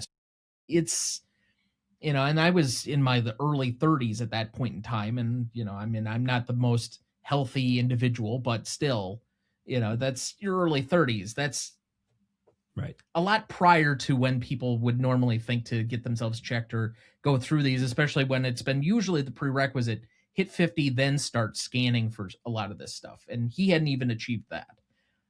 But let's move to Robert Duvall here. Obviously a seminal name in the history of acting, a seminal actor figure during the course of the 1970s, was instrumental as a character within possibly two of the greatest films of all time ever made. The Godfather itself was our number one on the Cinema Legacy poll list. The Godfather Part 2 was in our top 15. Apocalypse Now, while it didn't make the overall list, it's a highly well-regarded film. The Conversation as well. Network was, I think, in the top 30. So he is a part of a larger or broader conversation of that era of film that we've been talking about as we've slowly lost people like Diane Keaton and Robert Redford and Donald Sutherland earlier this year, as we've continued to lose some of these larger names just continuously over time. Gene Hackman. Yeah, Gene. That we knew this was coming, but every time it does, we get a bittersweet moment. We get the ability to celebrate them like we do here for literally helping build where film is at today and all the things that we celebrate about it from this era of film that we can't get enough of. But at the same time that they're gone and no longer able to contribute or no longer able to be celebrated in the moment in the way that we would have liked. And so, like I said earlier in the show, that In Memoriam this year is going to be incredibly difficult. It's just another large name added to what is going to be seemingly increasingly a lot of large names from this era that are going to be passing away that we're not going to have a chance to commiserate with about all of their accomplishments and all the things that they contributed or celebrate them in the way we wish. Yeah. It's hard to add on to any of that. Just a word on Robert Duvall, who's obviously an incredible master of his craft and one of the seminal actors of like not our time, not the time before us, it just of cinema time. He is in the 125 years of cinema. He's a big name. He's a top dog. This is going to be a weird movie to drop here, but last week, me and my wife Tiffany watched Kicking and Screaming, the soccer movie with Will Ferrell, a comedy, and Robert Duvall plays Will Ferrell's father in it. It's a kids sports movie. It's fun. It's a romp. I think it's on Netflix. So we wanted something light. We put it on. She had never seen it. I hadn't seen it in however many years since it came out. In a movie like that, where it's just so light and so easy, his presence and his command is just so wonderful. And it's very cool to see an actor like an Academy Award-winning actor like that play a role in that, where he's like quibbling with Mike Ditka in it. They're like neighbors in it and going back and forth. And he passes away like the next week. It was one of those like, I just like relived this section of him. So it hurt a little extra just knowing that I kind of had it there. The other thing I just want to shout out to is this, because this is making its rounds on social media. There is a round table from 2010, where he was nominated, I believe, for Best Actor, or was in the running there. And they have all the actors that were up that year. So you have Jesse Eisenberg, Ryan Gosling, Ruffalo, amongst others there. And there's a round table. And there's the short one of just Duvall speaking, but I implore you to check it out and see like the full length one, because it starts with Jesse Eisenberg talking about obviously his role in the Social Network with David Fincher, and talking about how many takes he did. And you could tell Duvall, who's obviously the veteran, the grandpa in the room, who's just probably trailing off through most of this. He's just sitting there, and Eisenberg brings up, we did 80 takes of the scene. And you could see like Duvall gets startled, and then the host is like, "Oh, go back for it." And then he goes, "Oh, hold on. Did you say 80 takes? Did you 80 takes?" Is I don't mean to be disrespectful, but that is ridiculous. And then he just goes off on Kubrick. He goes, Stanley Kubrick. He's like, that's some of the worst acting performances I've ever seen. And you see like Gosling and Ruffalo giggling in the background, like literally like, yes, we got old man yelling at clouds in the best kind of way right here. And it's really just a wonderful, if you see the full thing in context, I just love that. The best part of it is just him like jolting. He's like, 80 takes. He's like, all right, now I'm going to contribute to this. Like my agent told me I had to come to this stupid thing, but now I'm going off. And it's great. And this went viral before he passed away, and then has now redone the circle. So it's awesome stuff. I saw that, and you can look at Gosling going, I'm glad somebody else has the balls to take on Kubrick. It's amazing. And he's right into his like his Godfather character, his Dave Fagan character, where he says, oh, hold on a second here. It's very fun, very fun. So we'll miss him. What a career. Yeah. Well, and a long, very productive life. 95. I mean, even some of the stuff he did, the Betsy, I remember seeing that with Olivier and Tommy Lee Jones back in the late 70s. It's where I really started paying attention to him as an actor, because he was so good, even in that. And he might be one of the best on-screen lawyers of all time, even though he's never really in a courtroom. Very few really are. I guess that's a hearing. That hearing isn't technically a courtroom. Yeah, I suppose. To Dad's point, yeah, there are a lot of lawyers who never see the inside of a courtroom. So we remember these here fondly for their contributions to the arts, with a moment of silence in their honor.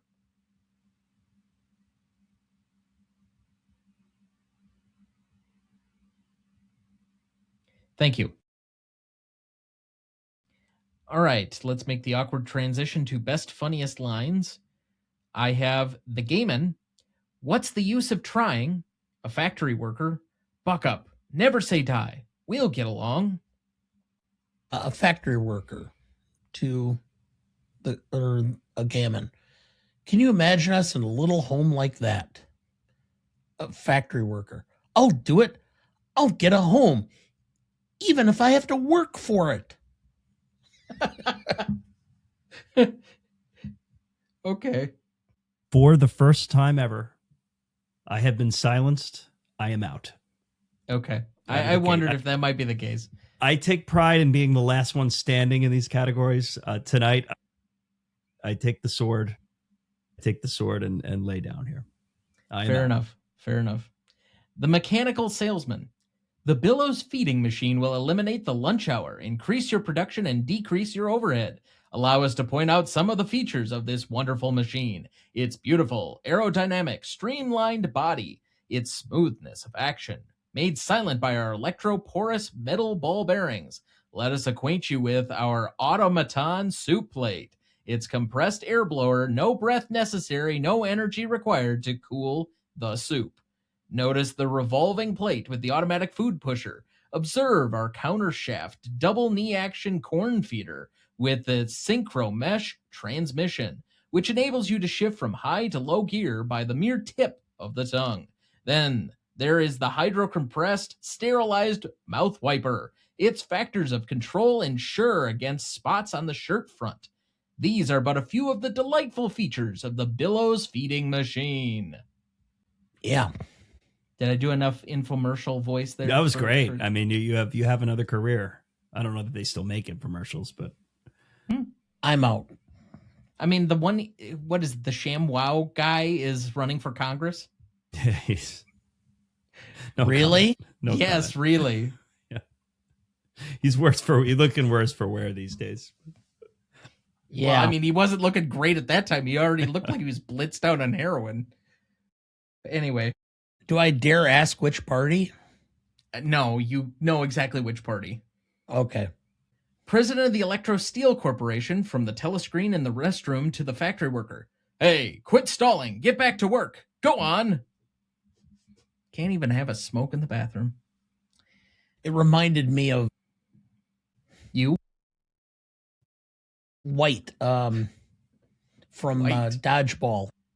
Oh, White Goodman? White Goodman. So, hey, way You to call go, that Jason. Oh, that a pull-up? There's a good energy in the gym. Quit slacking, Trevor. Yeah, there it is. Okay. Opening title card. Modern Times, a story of industry, of individual enterprise, humanity crusading in the pursuit of happiness. The most detrimental phrase in American history. And finally, Big Bill. We ain't burglars. We're hungry. So, all right, that's what I got. I'm out. Well done. You reign supreme today, Tom. Oh, shucks. Certain element of Les Mis in this movie. I suppose, but a lot less singing. I mean, the gamine steals a loaf of bread. Yeah, but also, again, if we had asked Kieran to do a musical on top of Terror in Tiny Town. All right, anyway. I thought we were done with that. It said there was no need for it to be musical, but I think that's what I like the most about it, by the way. Just real talk. Let's move to the Stanley rubric. Legacy is up first. This is a measure of the legacy of the film approximately 5 years after it came out, so roughly 1941 to today. What is the legacy of this film as shared between two equal yet separate groups? The industry and the audience, 5 and 5 points apiece between those two groups for a total of 10. Dad, would you like to go first or second here? Oh, I'll start us out. The industry has a tendency to look fondly. I mean, it's on a lot of the big lists. It's, highly regarded. Can I just supplement this here? Does anyone Yeah. have a disagreement that it's a 5 on the industry? I mean, listen, I mean, you know how I go, like something that's going to be 33 on the AFI 100 is, that's pretty defined ground. So let's skip to so 5. Yeah, let's skip to the part that actually we're going to converse over here. Yeah. Okay. This is a film that you have to be a pretty big cinephile to want to see and appreciate. There's not going to be a ton of people who are going to watch it.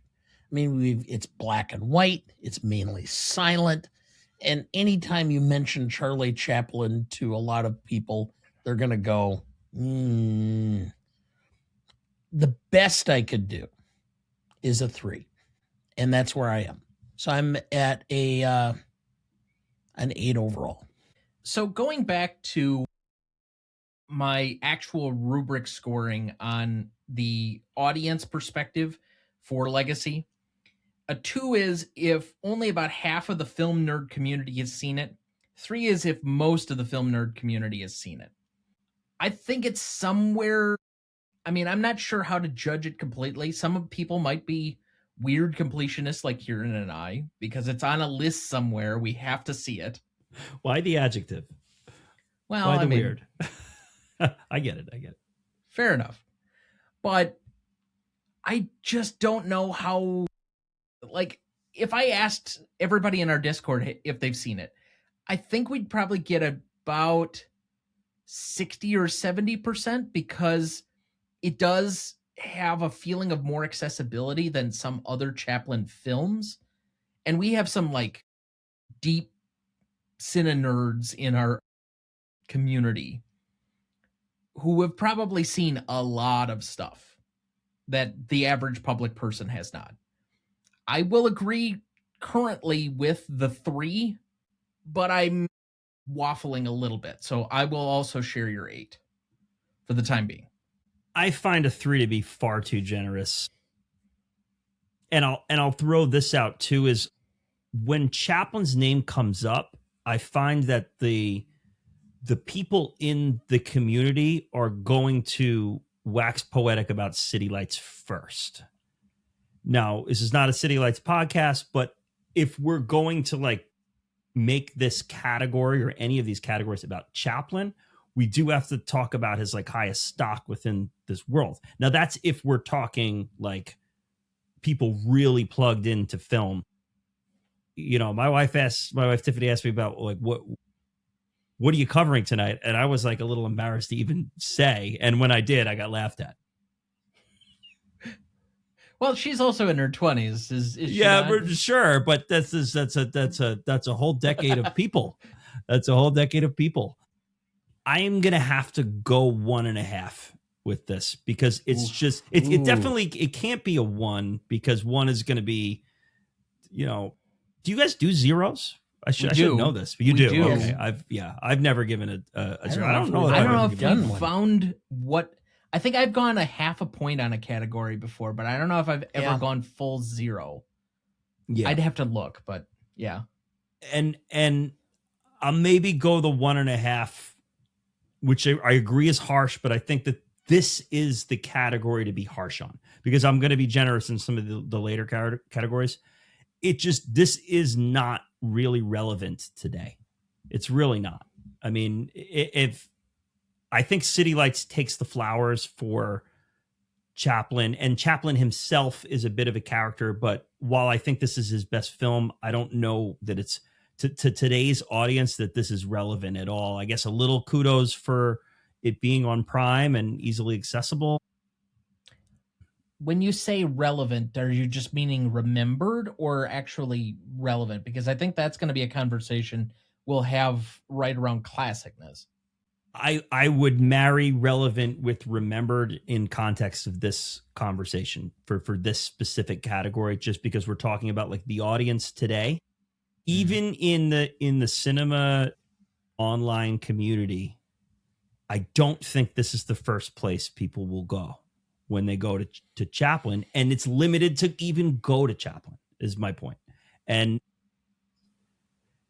we talked about the memeability of the roller skating scene and this and that, and there's a world where I could be talked up, but based on the fact that I think you guys are being a bit generous with the 3, I'm going to hold back bumping to the 2 and stay at the 1.5. So that would average out to a 7.5, and we'll just keep it there for what it's worth. But in analyzing the Cinema Legacy poll, there were only 2 silent films that made it in my recollection. Well, that's a good way to look at it. Yeah. Sherlock Jr., Buster Keaton, and Nosferatu. So Chaplin didn't make it at all. Correct. And my guess is that he did get some votes, but I would have to look to see how far down, because I don't remember any of his films being like in the first set of cuts or in like that first grouping of cuts. And I bet you if he got votes, it was City Lights. That's damning. I didn't even know that. I assumed that he had been on there somewhere. Did Adam St. John submit a list? He did, yes. He might have considered City Lights. He's a big City Lights guy. But that's damning that he's not on there at all. That's tough. All right. Because I can edit this out later, I'm just going to take a look here. Oh, I take that back. There is a Chaplin film on the list. Is it Modern Times? It is. Wow, Okay. a little comeuppance. Yeah, Modern Times comes in at 75 on the list. So I just Wait, was there? yeah. So, yeah. I think it's the only Chaplin film, and I think it's the highest ranking silent film on the list. Yeah. Oh no, I'm sorry. Just ahead of it, the Sunrise, A Song of Two Humans is the Yeah. top silent film getter. So Okay. 74. But even so, that's like Sunrise, Song to Humans was 74 in the whole list. And Yep. what was like Lawrence Arabia, like 60? Ugh, God. Lawrence, I think, was 33. Right, my local senator. Hey, you've got some time to advocate for any number of things before we revisit I'm just it. kidding. I'm just kidding. Oh, I I'm just mean, kidding. I was Yeah, surprised by it, but yeah. All right, so wow. All right, so I might have shot that short a little bit, but I'm gonna stick with my guns a little bit, And like I said, it's still a 7.5 average between the three of us. which is a good number. Yeah, I like that kind of semi-whole number there. Impact and significance. This is basically the same measurement as Legacy, except within the initial 5 years after the film came out, 1936 to 1941. What is roughly the impact and significance among the same two groups? 5 and 5 points apiece for a total of 10. I have this, given how much it made, that it's truly the end of the silent era, that Chaplin is kind of breaking the fourth wall by doing several of these. The Tramp is finally speaking, even though it's kind of a roundabout way. He's engaging with sound effects and sound noises. There is some spoken dialogue in the film, even though it's more of like sound effect type of things. He's got this socioeconomic political commentary going on. There's some negative impact and significance in the fact that it's banned in some other countries, although being banned in Nazi Germany is actually probably a thing to add points to for your movie. Yeah, Just saying. yeah. So I have a 4.5 there because the only thing holding it back from a full 5 is that it has no awards attention. Which in 1936, it's weird that it's hard to say what was or was not in that conversation, but being a top 3 grosser at that time and not getting a single award nomination seems weird. Even in the, Yeah. I don't know. Well, I'm not sure how to explain I don't all think of it, it's. I don't think it's that weird, and that's going to go into mine. Is just that in the industry, there was a vibe that this guy keeps beating the dead horse, and we're moving in a certain direction, and Charlie Chaplin is this kind of like slow dying, crawling through the desert character here. This, why are we still moving silent films? This and that. Now, the movie artistically addresses the state and the times that Chaplin was in, which is a nod to the movie. But the industry frowned upon this in my look. And that's why it does not get any of the awards and any of the love there. Except that it's critically acclaimed across the board. Like, there were not really many negative critical comments about the film. Now, if you want to say that because it's not a serious subject matter like The Great Ziegfeld, and I think that's a great film in its own right, again, a defender of a much maligned film. But the critics of the time, which is a much smaller room than what we experience today, where everyone with a laptop and a microphone is a critic, myself guilty as well. But the industry, like the people making movies laughed at this. From just reading the tea leaves, it seems to be that it wasn't getting Oscar nomination. Now, I think that a few years later with The Great Dictator, they kind of apologized and brought him back in the room. So I don't know. But my 4.5 will stand. No, I'm not arguing out of it. I'm just prepping fine, my number. Let me point out, okay, at this time, the nominations were controlled by the studios. Correct. Chaplin was not in the studios. But United Artists still got nominations. I know, but it did not surprise me the fact that he got ostracized at that point in time by the other studios.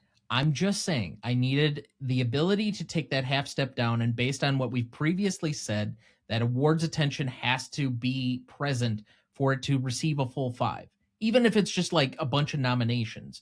I think the rest of things are there because I think he's still somewhat of an industry tastemaker, again, critically celebrated from everything that I could see.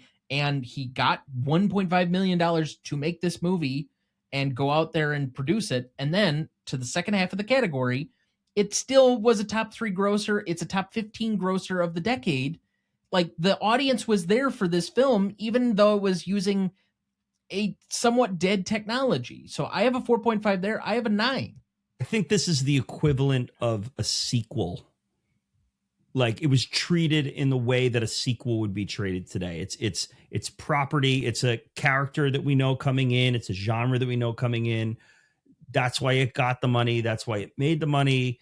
And I think the nose stuck up a bit. It's like, oh, here's Charlie Chaplin running back his gimmick. So it's like a 1936 version of what we know as IP or a sequel today.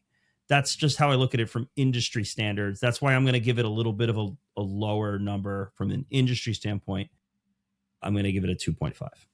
Why don't you just continue and finish off? From an audience, it was clearly, just like we said, well received. I mean, a high grosser, embraced, the character was embraced and all that. So I have a 4.5 for the audience. So that's a total of a 7, if my math is correct, which is often not. And I'm going to make this real easy for your math, Tom, You because come out to an 8. my public there you go. public is at 2.5 is at a 4.5. And for the industry, the problem that a lot of this had was the industry perceived this as the Bee Gees playing in the mid 1990s. Yes. And they're going, nobody wants to listen to disco at this point in time, except that people like listening to disco once in a while yet because of the nostalgia of it. And the public loved this. So I'm at a 3.5. So I'm at an 8. I went to a showing of Cry Macho, Clint Eastwood's Cry Macho. Of course you did. At noon on a Wednesday. And it was a full theater. And I said, wow, I actually think I'm the only living member of the people who saw that movie that day. That's how elderly the theater was. Yeah, but you single-handedly brought the average age down to about age 70. But it was, there are people who long for the earlier time, and that was going on there for that. But there is some brilliance to this movie to playing off of the situation he was in. That's what makes the film great. So ultimately, as you've guessed, our impact and significance average is an 8 between the three of us. Let's move to novelty. Novelty is a measure of the originality of anything involved with the movie and the execution. 5 and 5 points apiece between those two halves for a total of 10 for this entire category. Let's let our 18-time guest lead us off here. Yes, its execution is, I mean, it's pretty wonderful. We're talking about using what's becoming an archaic form of filmmaking, and it's turning it on its head. There's even a little bit of future technology in there. We have the screen of the guy talking to the workers. So the execution here, and I'd love to dock it a 0.5 just because of my disdain for slapstick comedy, but I can't because I think he applies it pretty well with the technology. So it is going to be a 5 for that. It's pretty well. Originality is going to be a slight hit here with that, just because we are playing off of a bit of an old character, old trope. Like we said earlier on, it's not necessarily even the Tramp, but we're using the idea of the Tramp, so we're a little half pregnant with all that. So originality, I'm gonna throw it at a 3. So it's gonna be an 8 for me. I think I'm on a very similar wavelength as you. I will ultimately end up pretty close, but slightly above. On an originality front, he is taking the same character, but he's interweaving a lot of the new modern things that people are expecting. Again, there is a little bit of spoken dialogue in this. The sound effects are there. I think that there is some stuff even beyond that. So the overtly political, the socioeconomic commentary in this, I find this to be a little bit more original and novel per se than some of his other films, which is why I think this is ultimately his best film. And so I have a 4 there. I can't go like a full 5. This isn't like reinventing. It doesn't have that unicorn factor. But among his movies, I think this one clearly separates itself out compared to a lot of the other Tramp movies. On an execution level, the only thing I'm going to really ding it for is just there are some moments in here that I find to be a little bit slow. Especially towards the back half of the movie, there are moments where it just kind of the flow doesn't quite work for me as well, but I still think it is a highly executed movie. The production design, the stunt work, again, we've talked about most of this stuff already, so I have a 4.5 there, and I'm going to have an 8.5. I agree on the execution is 4.5.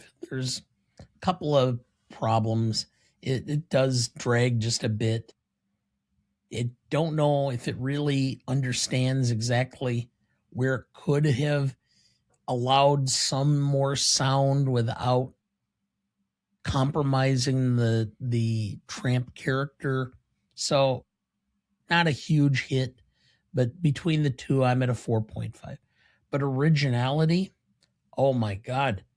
I can't think of a film that pre-existed this, that had the same socioeconomic spin, that was so widely classical as far as supporting of the workers. Maybe we got into the Depression because we allowed capitalism to run amok.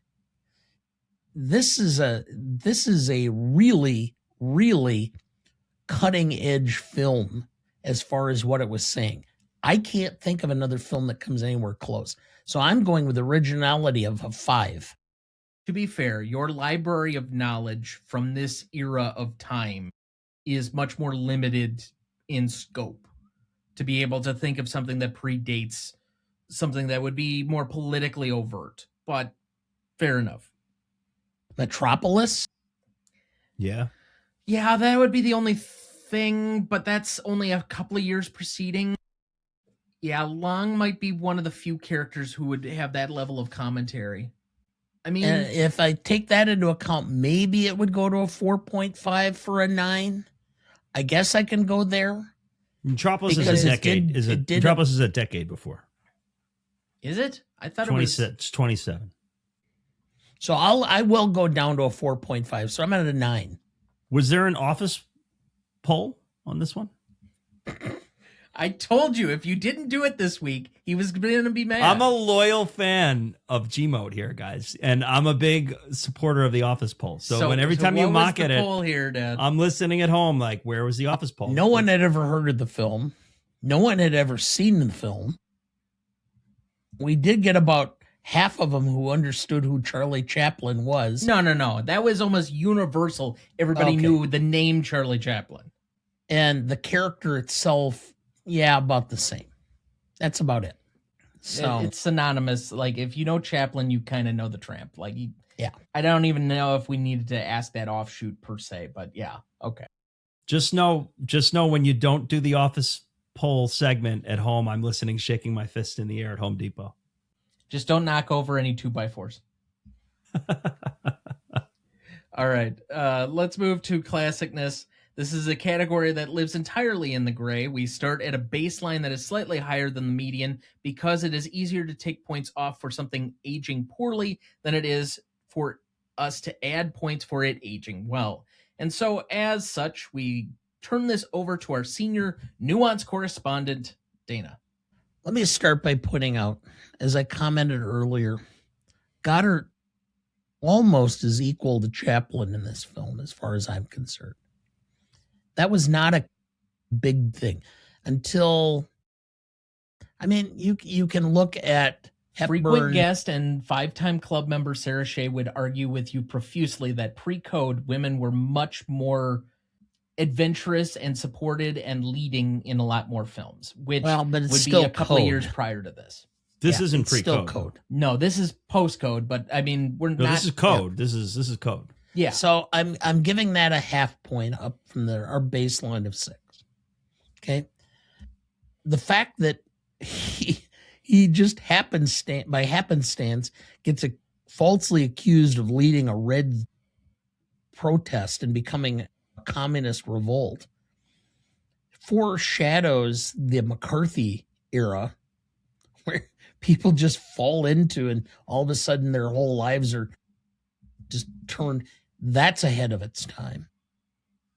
It's clear indictment of the industrial age and of capitalism with its lack of concern for the worker itself is ahead of its time. So I'm giving the 3 of those combined 2 points. Okay.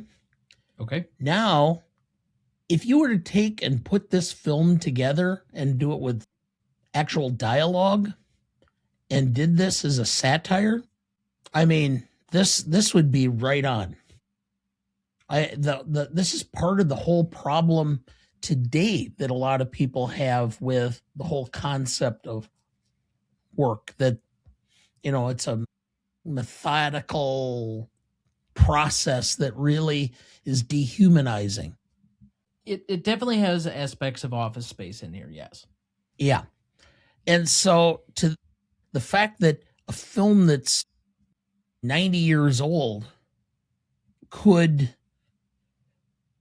have poignancy yet today, especially in a time where so many people are complaining about the fact that they feel out of touch, that they feel unappreciated, that they feel that they're just a cog in a machine and they have no real impact in society and such. Wow. I can't think of anything that would be more classic than that. So I'm giving it 2 points on that. I'm at a 9. So see, I thought for sure you were going to end that off at being at a full 10 here. No, And excuse me. It's not a 10. Let me see. I had 1, 2, 3. Yeah. I'm pretty much close to being a 10. well, are you a 9 or are you a 10? I'm going to go with a 9.5. Okay. I'm pretty damn close. If somebody give me a nudge, I'd probably be at a 10. Well, I was a little harsher on this than you, so I don't think that's going to go. And Kieran's already saying that he has no business putting it anywhere near a 10. But It's not a okay. 10. All right. So just a few things to also consider in this calculation of things. I do think it was +1 for ahead of its time on industrial issues, +1 for the social commentary. Much like yourself, I think those are important to this overall. I do give it a half point down for still engaging in silent film archetype and tropes. -1, and this is one you didn't mention, the outdated legal system. I mean, That's it's a little weird and a little jarring based on our understanding of the legal system now post Law and Order, that there's just like all these weird machinations that don't vibe well with a modern audience. But I also give it a +2 for timelessness. I ended it at an 8.5. Okay. The pros and cons tug of war here. I'll start with the pros, and you guys have outlined a bunch of them. I'll add this one on top. There is a timelessness to the struggle with technology in the workforce, and we're seeing it today with AI, and we saw it back then. This is 36, so depression. This is like New Deal, beginning a New Deal era.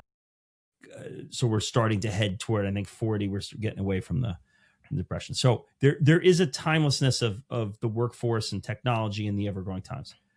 The big hit I'm throwing at this one for classicness is the meta silent era nature of this, which nobody gives a shit about today. I mean, let's be completely honest. Like, yes, like I do, because I, have a million VHS tapes behind me, but I'm a man outside of time. Yeah, okay.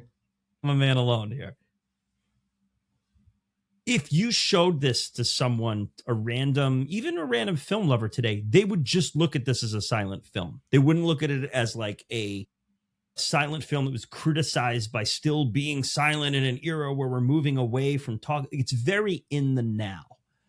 So just when this specific category is about like he made this film as a commentary on how the industry was moving related to talkies and sound, and that's very dated. It's very dated. You talked about some of the silent movie tropes and this and that and all that, but I do like the overrunning theme on the front end of this, not the subtext, but the foreground text, and that stuff ironically holds up better than what he was trying to do with the subtext. So you guys use your baseline as a 6. I kind of, with this one, I'm more of a G-mote traditionalist, so I use it more as a 7. I'll give it a little extra bump up. I'll go with a 7.5. That is an 8.5 average between the three of us, so an 8.5 for the last 2 categories here. And finally, we move to rewatchability. Insert your own subjective test here. We usually start with our guest on this category. Tricky, super, like of his films, this is the most rewatchable from the ones that I've seen. The runtime is pretty smooth. The medium is not. You know, I like to be able to take my eyes off the screen from time to time. That's a fault in myself. That's not a fault in the film. I don't know the next time that I'll throw this one on, and it's a hard recommend to someone else. That's the trickiest part. Like I love rewatching movies through other people. You know, so like, hey, have you seen this? And then like, even if I'll recommend them, I'm not watching with them, I'll like watch along saying like, oh, that person. I can't do that with this one. I'm going to be a little hard on this one. This might be one of my lower rewatchability scores from the ones I've done, but I'm going to go with a 5. Well, as the objective or the person trying to achieve or promote objectivity among the general audience, I was also at a 5 here. Well, I actually would like to watch it again, not too far into the future. And it's something that I would try to encourage other people to watch. If there is one Chaplin film, I agree with you, Kieran, that this is the one I would suggest to people. Yeah. I'm at a 7.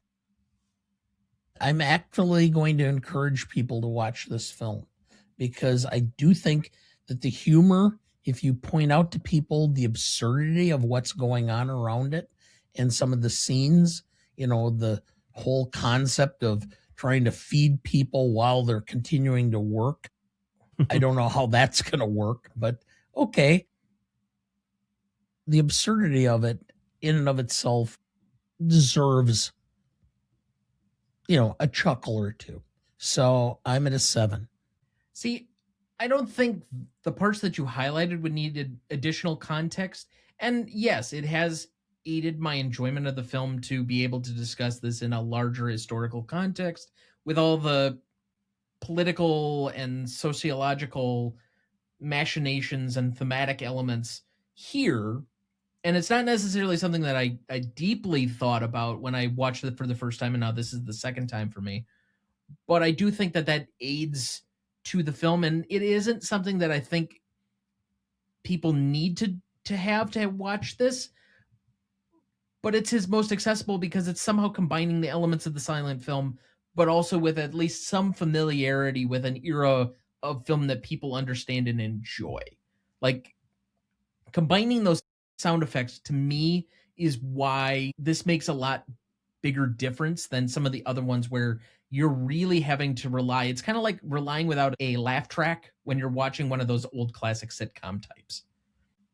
To me, the period from about 1920 to about 1960, that 40 years, Henry Luce, publisher of Time, called it the American Century. And to me, this, more than anything, dictates what America is today more than any other time in our history, both culturally, economically, and politically. All right, so that ultimately is a 5.67 average between the three of us. For audience score on this one, we had a 90% for Google users and a 95% for Rotten Tomato users. for a 9.25. So to repeat the categories, we had a 7.5 for legacy, an 8 for impact and significance, an 8.5 for novelty, and an 8.5 for classicness, a 5.67 for rewatchability, and a 9.25 for audience score, giving us a final total of 47.42, and currently placing it on our list at number 119 in between Duck Soup and La Dolce Vita. Feels appropriate. Yeah, that's one below La Dolce Vita is A Night at the Opera. Feels appropriate. I mean, that tracks. You guys Yeah. have got it going on here. Well, we bring in the Consistency is best important. to try and cement these on the list. But yeah. So with that, as always, if you have any commentary for us, if you have any negative commentary or further Patton Oswalt comments, you can send those to @Gmote Podcast, wherever you get your social media content, or you can find us at greatestaltimemoviepodcast@gmail.com or on our website, RonnieDuncanStudios.com/Gmote Podcast. Remaining questions for this one. Why does the tramp end up in jail so often? Let's turn to our legal correspondent for his apparently never going to happen TikTok series, Dana. You just keep going on and on about how it's never going to happen. It will happen. It's just a matter of how I can reorganize my schedule. As far as why does he apparently want to be in jail so often, my guess is he wants to be the subject of a country song. So he enjoys cold beer, fried chicken, red Driving his pickup truck. Yep. Yeah, it's I got drunk the day my mama got out of prison. it's just I went to buzzwords. pick her up in the rain. Oh wow, you are off pitch here. So Yeah, I know. Well, anyway, so I don't know. Maybe Chaplin just had some fascination with jail. I don't know. there's a possibility, and you had already kind of alluded to this during the City Lights episode, that when we are dealing with the tramp character in the 30s, that this is kind of how the legal system worked. They just threw a lot of people in jail indiscriminately for short periods of time. Yeah. You know, there wasn't much to fall back on as far as like the necessity of having a lawyer, of representing you, of going through an actual hearing setting and a plea hearing, and et cetera, et cetera, et cetera. So You didn't have a right to an attorney until 64 or 60. Yeah, 64 was Gideon. You didn't have a right to remain silent until Miranda 65. So, you know, yeah, and all things passed during the liberal era of the court. yeah, well, I know. Imagine that. But anyway, we digress. All right, number 2. Would hitting a cop in the back of the head with a brick be only a week in jail? Oh, don't make me go into the politics of this. Come on. I mean, I made a joke for years that women, you can't live with them, you can't kill them. And then my caveat has always been, unless you can find 12 married men for the jury. In this particular case, I don't know, because my guess is yes, if you can find 12 black jurors who have all been harassed by police officers. Well, I was going to say, you are more likely to get shot than you are to end up in jail for a week. Again, yeah. Okay, we'll move to the third question. Have you ever heard of a governor pardoning someone for stopping a prison break? I don't know. I've heard of president pardoning people for donating to a fucking Bitcoin thing that he's got or going. dance hall or Yeah. So no, but whatever. Okay. Other remaining questions for either of you that are not so politically charged or potentially dangerous? I mean, I got a million questions about that self-feeding device, if I can offer those. Starting with the first one, when the corn cob like malfunctions and there's sparks flying over there. Why would anyone allow themselves to be subjected to anything further than that? And why would they even continue? Like this, there's literally like sparks flying, the things like malfunctioning. We're gonna let like 3 other courses of food malfunction all over this poor soul. I guess he didn't have a choice, but that's a little tough. Well, he was strapped in, was he not? Yeah, but how about like, all right, this isn't working. Like I almost got electrocuted off of this. Like we're gonna move to soup. And I want my job, so. Yeah. Well, that's okay. True. Also, the sponge, what's the concept behind the sponge? Like, how is it not going to get gross? Like, what, like, it just keeps patting you in the face after you have all this food all over your face? Like, it's just going to keep smashing the food back into your face. Well, and it's like a harder object. So if it's just going back and forth, it's not actually wiping, it's smearing. Well, and it's not even. You know what it is? Neither of you are old enough to know this, but it is a blotter. That's what the thing is. It's a blotter. When you used to use fountain pens, they would pool up in certain spots if you stopped in your, and it would smear. So you'd use a blotter. You'd take this thing and it would roll over. It had a piece of like parchment paper it would absorb the ink. That's what the damn thing is. It's not a sponge or a thing. It's a blotter. It's been at least a decade since anyone said that word out loud before. That's a blotter. A blotter. Well, that's amazing. I'm learning. That's where the nitpick zone you learn in it. He's a 60-plus-year-old man that does regularly use a fountain pen because normal pens can't really. I respect that. That's awesome. He has like a really expensive one too. Oh yeah. And you dip it in like pen. Mm-hmm. I have a Mont Blanc. Well, it's not. My wife gave me one for my 60th birthday, but I've used fountain pens for 35, 40 years because when you write as much as I do, by the end of the day, your hand gets tired unless you have a pen that really flows and does not drag. A ballpoint to me causes my hands to cramp up by the end of the day.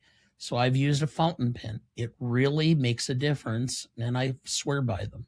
That's fair. And I'm a pen to paper guy too. I love, my mind works better when I'm physically writing things down as opposed to typing them. But yeah, I tend to be the opposite way, and I take all of my notes so then I can transfer them very easily between various devices, but to each their own.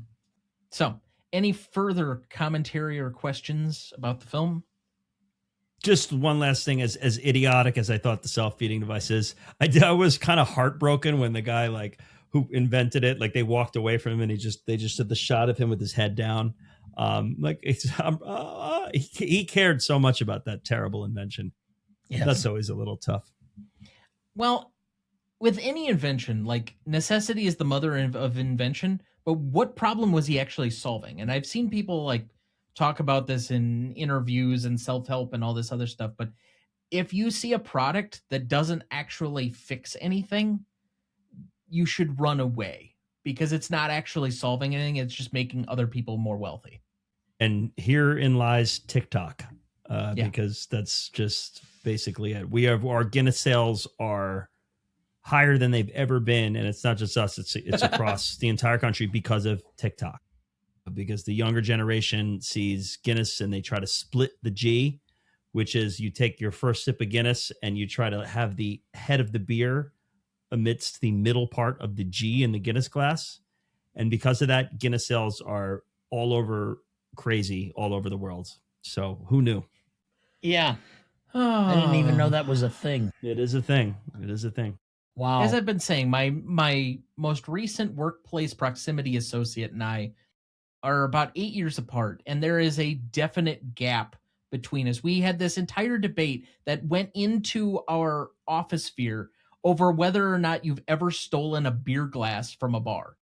I've never even thought to do that, but apparently this is a much more universal thing than I ever knew. But whatever, you know. Well, starting next week, you're going to have a office workplace space worker proximity associate, twice your age. Well, that's not unusual for me. Most of the spaces I hang out with you in, I'm by far the youngest person by like 3 decades. You're usually the second youngest person in that room, which is saying something. But anyway, I digress. So with that, I would love to thank our guest for being back with us for his 18th time. Kieran, you are not currently scheduled to be back with us for a few months, and you will be back for a film that I've wanted to show my dad for several years, one that I caught during the pandemic, another one of these AFI completionist watches, A Place in the Sun, and you'll be back with us in April. But please, again, remind everybody what you've been working on and where they can find you.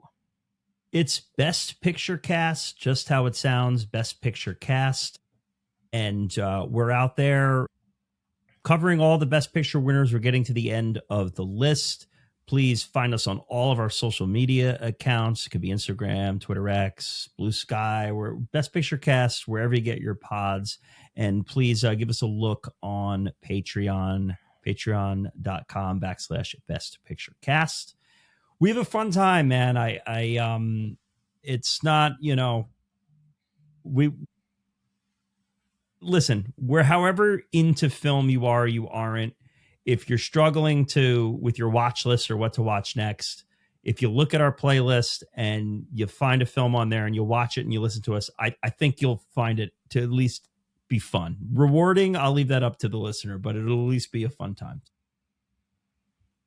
And that's also Best Picture Cast. Check us out. And I do want to say, I had to shout this out. My first appearance on the show was March 2022 here at GMOT. So it's been 3 years now. 3 years I've been doing this with you guys. It's crazy how time flies. And I want to say to you guys, thank you. And though we've never shaken hands or, cheersed glasses, spent a ton of time talking movies and sipping on beverages with you guys. And I have much love for you guys, and I'm looking forward to potentially seeing you this summer. We'll see how that works out. Yep. I'm hoping that. But the feeling is mutual, my friend. We always love having you on, and we look forward to when you'll be back soon for a movie, again, that I very much appreciate. And Montgomery Clift is way underrated. And George Stevens is underrated as well. Fair enough. Dad, remaining thoughts for the week. I can't believe we've come to the conclusion of a 6th season. Well, we already concluded our 6th season. This is I know, but 300 episodes. Wow. Yeah. Yeah. We have the ability to go for a lot longer. Like we have no compromise of film that we can still cover if we're covering things like Zoolander and Princess Diaries this year. Yeah, I know. I'm having fun, so as I'm starting to think about the winding down into retirement, and I'm reading all the articles, and there's a monthly column in the Wall Street Journal about retirement and how people lose their identity and focus of what they're trying to do. I get to play a quasi Hollywood insider. Yeah, I suppose you do. Yeah. At this point in time, I'm satisfied with where I've been with my career. I'd like to try to get things reorganized a little bit for the office, but I'm having fun, and that's ultimately what's important. And among our group of podcasters, I'm kind of, we have a couple of people who might be a little older than me, but I'm kind of the Yoda of the group. The wrinkle. In that you don't speak always in coherent sentences? Yes, that makes sense. And the wrinkled wise old man. Mm. So, yes. Yes, but nobody puppets Dana. Yeah. But anyway. Well, first, as we've been reflecting, I guess, here at the end for 6 seasons and our 6th anniversary and such, a fun 6 years with you and with all our many guests. A great thank you to all of our 5-time club members. I suppose I should just pull that up here just to celebrate them all individually a little bit, but forgive me here because I'm doing this in the moment. So obviously, Mom has been on now for 20 different episodes. Kieran, you've been on for 18. Peterson W. Hill, I guess relative latecomer comparatively, but 13 episodes in the bank. Rob Conlon, other than Mom, is the only other person who has been on the show every single season of the show. Cool. He's going to be back with us for all 3 Lord of the Rings movies in December. Amazing. You know, fun whenever he's going to come on. He already signed up for a couple of things next season to keep that run going, and we always look forward to having him back. Sarah was on last week with us. She got to her 10th episode. We do have a good time with her, even though I've been criticized at times for being a little bit more brotherly than I should, and I'll leave it at that. Yeah, well.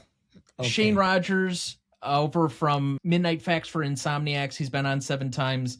Thank you to him. Andrew Corns, obviously. I mean, the show. Said his name. I did. Well, I mean, I have to recognize him here in this moment. I've recognized him on his own show and embarrassed the shit out of him. But, you know, yeah, in this particular capacity, a great debt of thanks to him in particular for not even necessarily all of his guest work, but obviously I think most people who have followed the show know all of his contributions and various different things closely held by this program. Yeah. That, and he's moved on. He's hosting the Oscars this year, I think, right? Is it? Yeah, I think I heard that. Or the Writers Guild Awards, maybe. Or He's maybe moving up to Conan is just throwing him across the stage, but who knows? Sarah Shea has been on now 7 times with us as well. My other sister, Allison, has been on with us 6 times. Walter Gaynor, another friend of mine from Podcast Town way back in the day. He's been on with us a bunch. And finally, Jesse Sertle, he's been on 5 times with us. We've loved having them all. We obviously have so many other great guests that we've had out there that have contributed in many ways to the show. And we wouldn't be what we are without both our guests, our general community that is expanded exponentially over the last few years, especially since we met Kieran and were introduced to a lot of the people in his orbit, but also to you, the fans and people. And we'd much appreciate, I know that everybody likes to celebrate themselves and think of how far they've come, but we don't come this far and do as many things as we have without our community and without our listeners. And so thank you to all of you as well on that front, from the 135 different countries that we've been in. No one does anything without many hands helping. So you can take all the pride you want in and of yourself, but no, it doesn't happen that way. There's somebody that helped you along the way, encouraged you, supported you, gave you a pat on the back, told you things would be all right when it wasn't clear if it would be to you. All of that matters. And so to that, big, wet, sloppy kiss to everybody. I will admit there were many points during the course of this show where I wanted to stop, and there was really one thing that kept me going through a lot of those things. And I knew that doing this show and doing it together meant a lot to you, Dad. And so ultimately, the point of doing the show, as much as we enjoy everybody else, it is something we do together. And that's always what the show is going to be. Hell yeah. Group hug, group virtual hug. Now, a final note here, as Dana makes his guttural noises there that are quite unpleasant. I did look up a couple of the other Chaplin films on the final breakdown of the CLP submissions that I guess maybe didn't go out to the public. City Lights was at 167, just below the zone of interest. And below that, The Great Dictator was at 180. And I know that was on Andrew Corns' submission. All right, so I was off. I thought City Lights would be higher above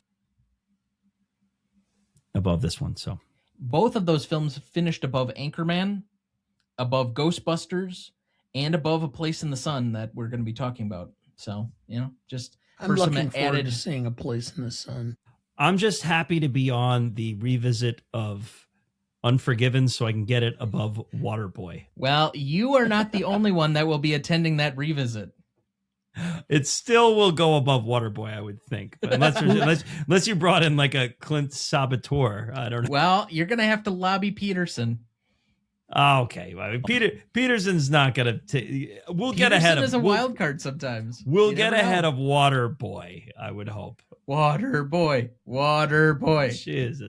This is like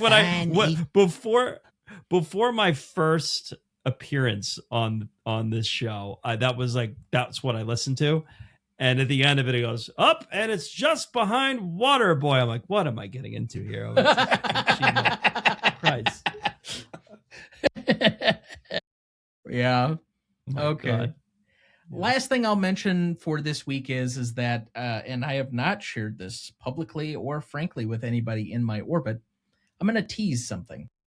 I am working on developing an additional project and thing of content that I'm a bit excited about. It's something I've wanted to do for quite a while. It involves somebody that all of us in this current chat in this episode know quite well. And we'll just find out here in the relative future. I would guess before the next couple of months are out, this will be a thing. But it's in the works. So that's all I'm going to tease, and that's all I'm going to say about that. But that looks like a good spot to leave it for this episode. Thank you for listening. I do wish we could chat longer, but I'm having an old friend for dinner. Next week, for our 301st episode, we welcome our newest celebrity guest and superfan, Ryan Cunningham, to the show to discuss the animated noir caper Zootopia from 2016, celebrating its 10th anniversary, directed by Byron Howard and Rich Moore, written by Jared Bush and Phil Johnston, cinematography by Nathan Warner and Brian Leach, music by Michael Giacchino, editing by Fabrienne Rawley and Jeremy Milton, starring Jennifer Goodwin, Jason Bateman, Idris Elba, and Jenny Slate. You won't want to miss that one, so watch ahead of the show by searching the Real Good app to find where it's streaming for you. That's REELGOOD. Please like, follow, rate, and review, or whatever on whichever platform you have so that more can join in our fun. You can also email the show at RonnieDuncanStudios.com or greatestalltimemoviepodcast@gmail.com, or find us on YouTube, Instagram, Twitter, Letterboxd, Blue Sky, TikTok, or Threads at the handle @GMotePodcast. Greatest Movie of All Time is a production of Brian Duncan Studios. Our show is mixed and edited and written by Thomas Duncan. Our music is thanks to Purple Planet Music. Our distributor is Captivate FM. Our technical provider is Riverside FM.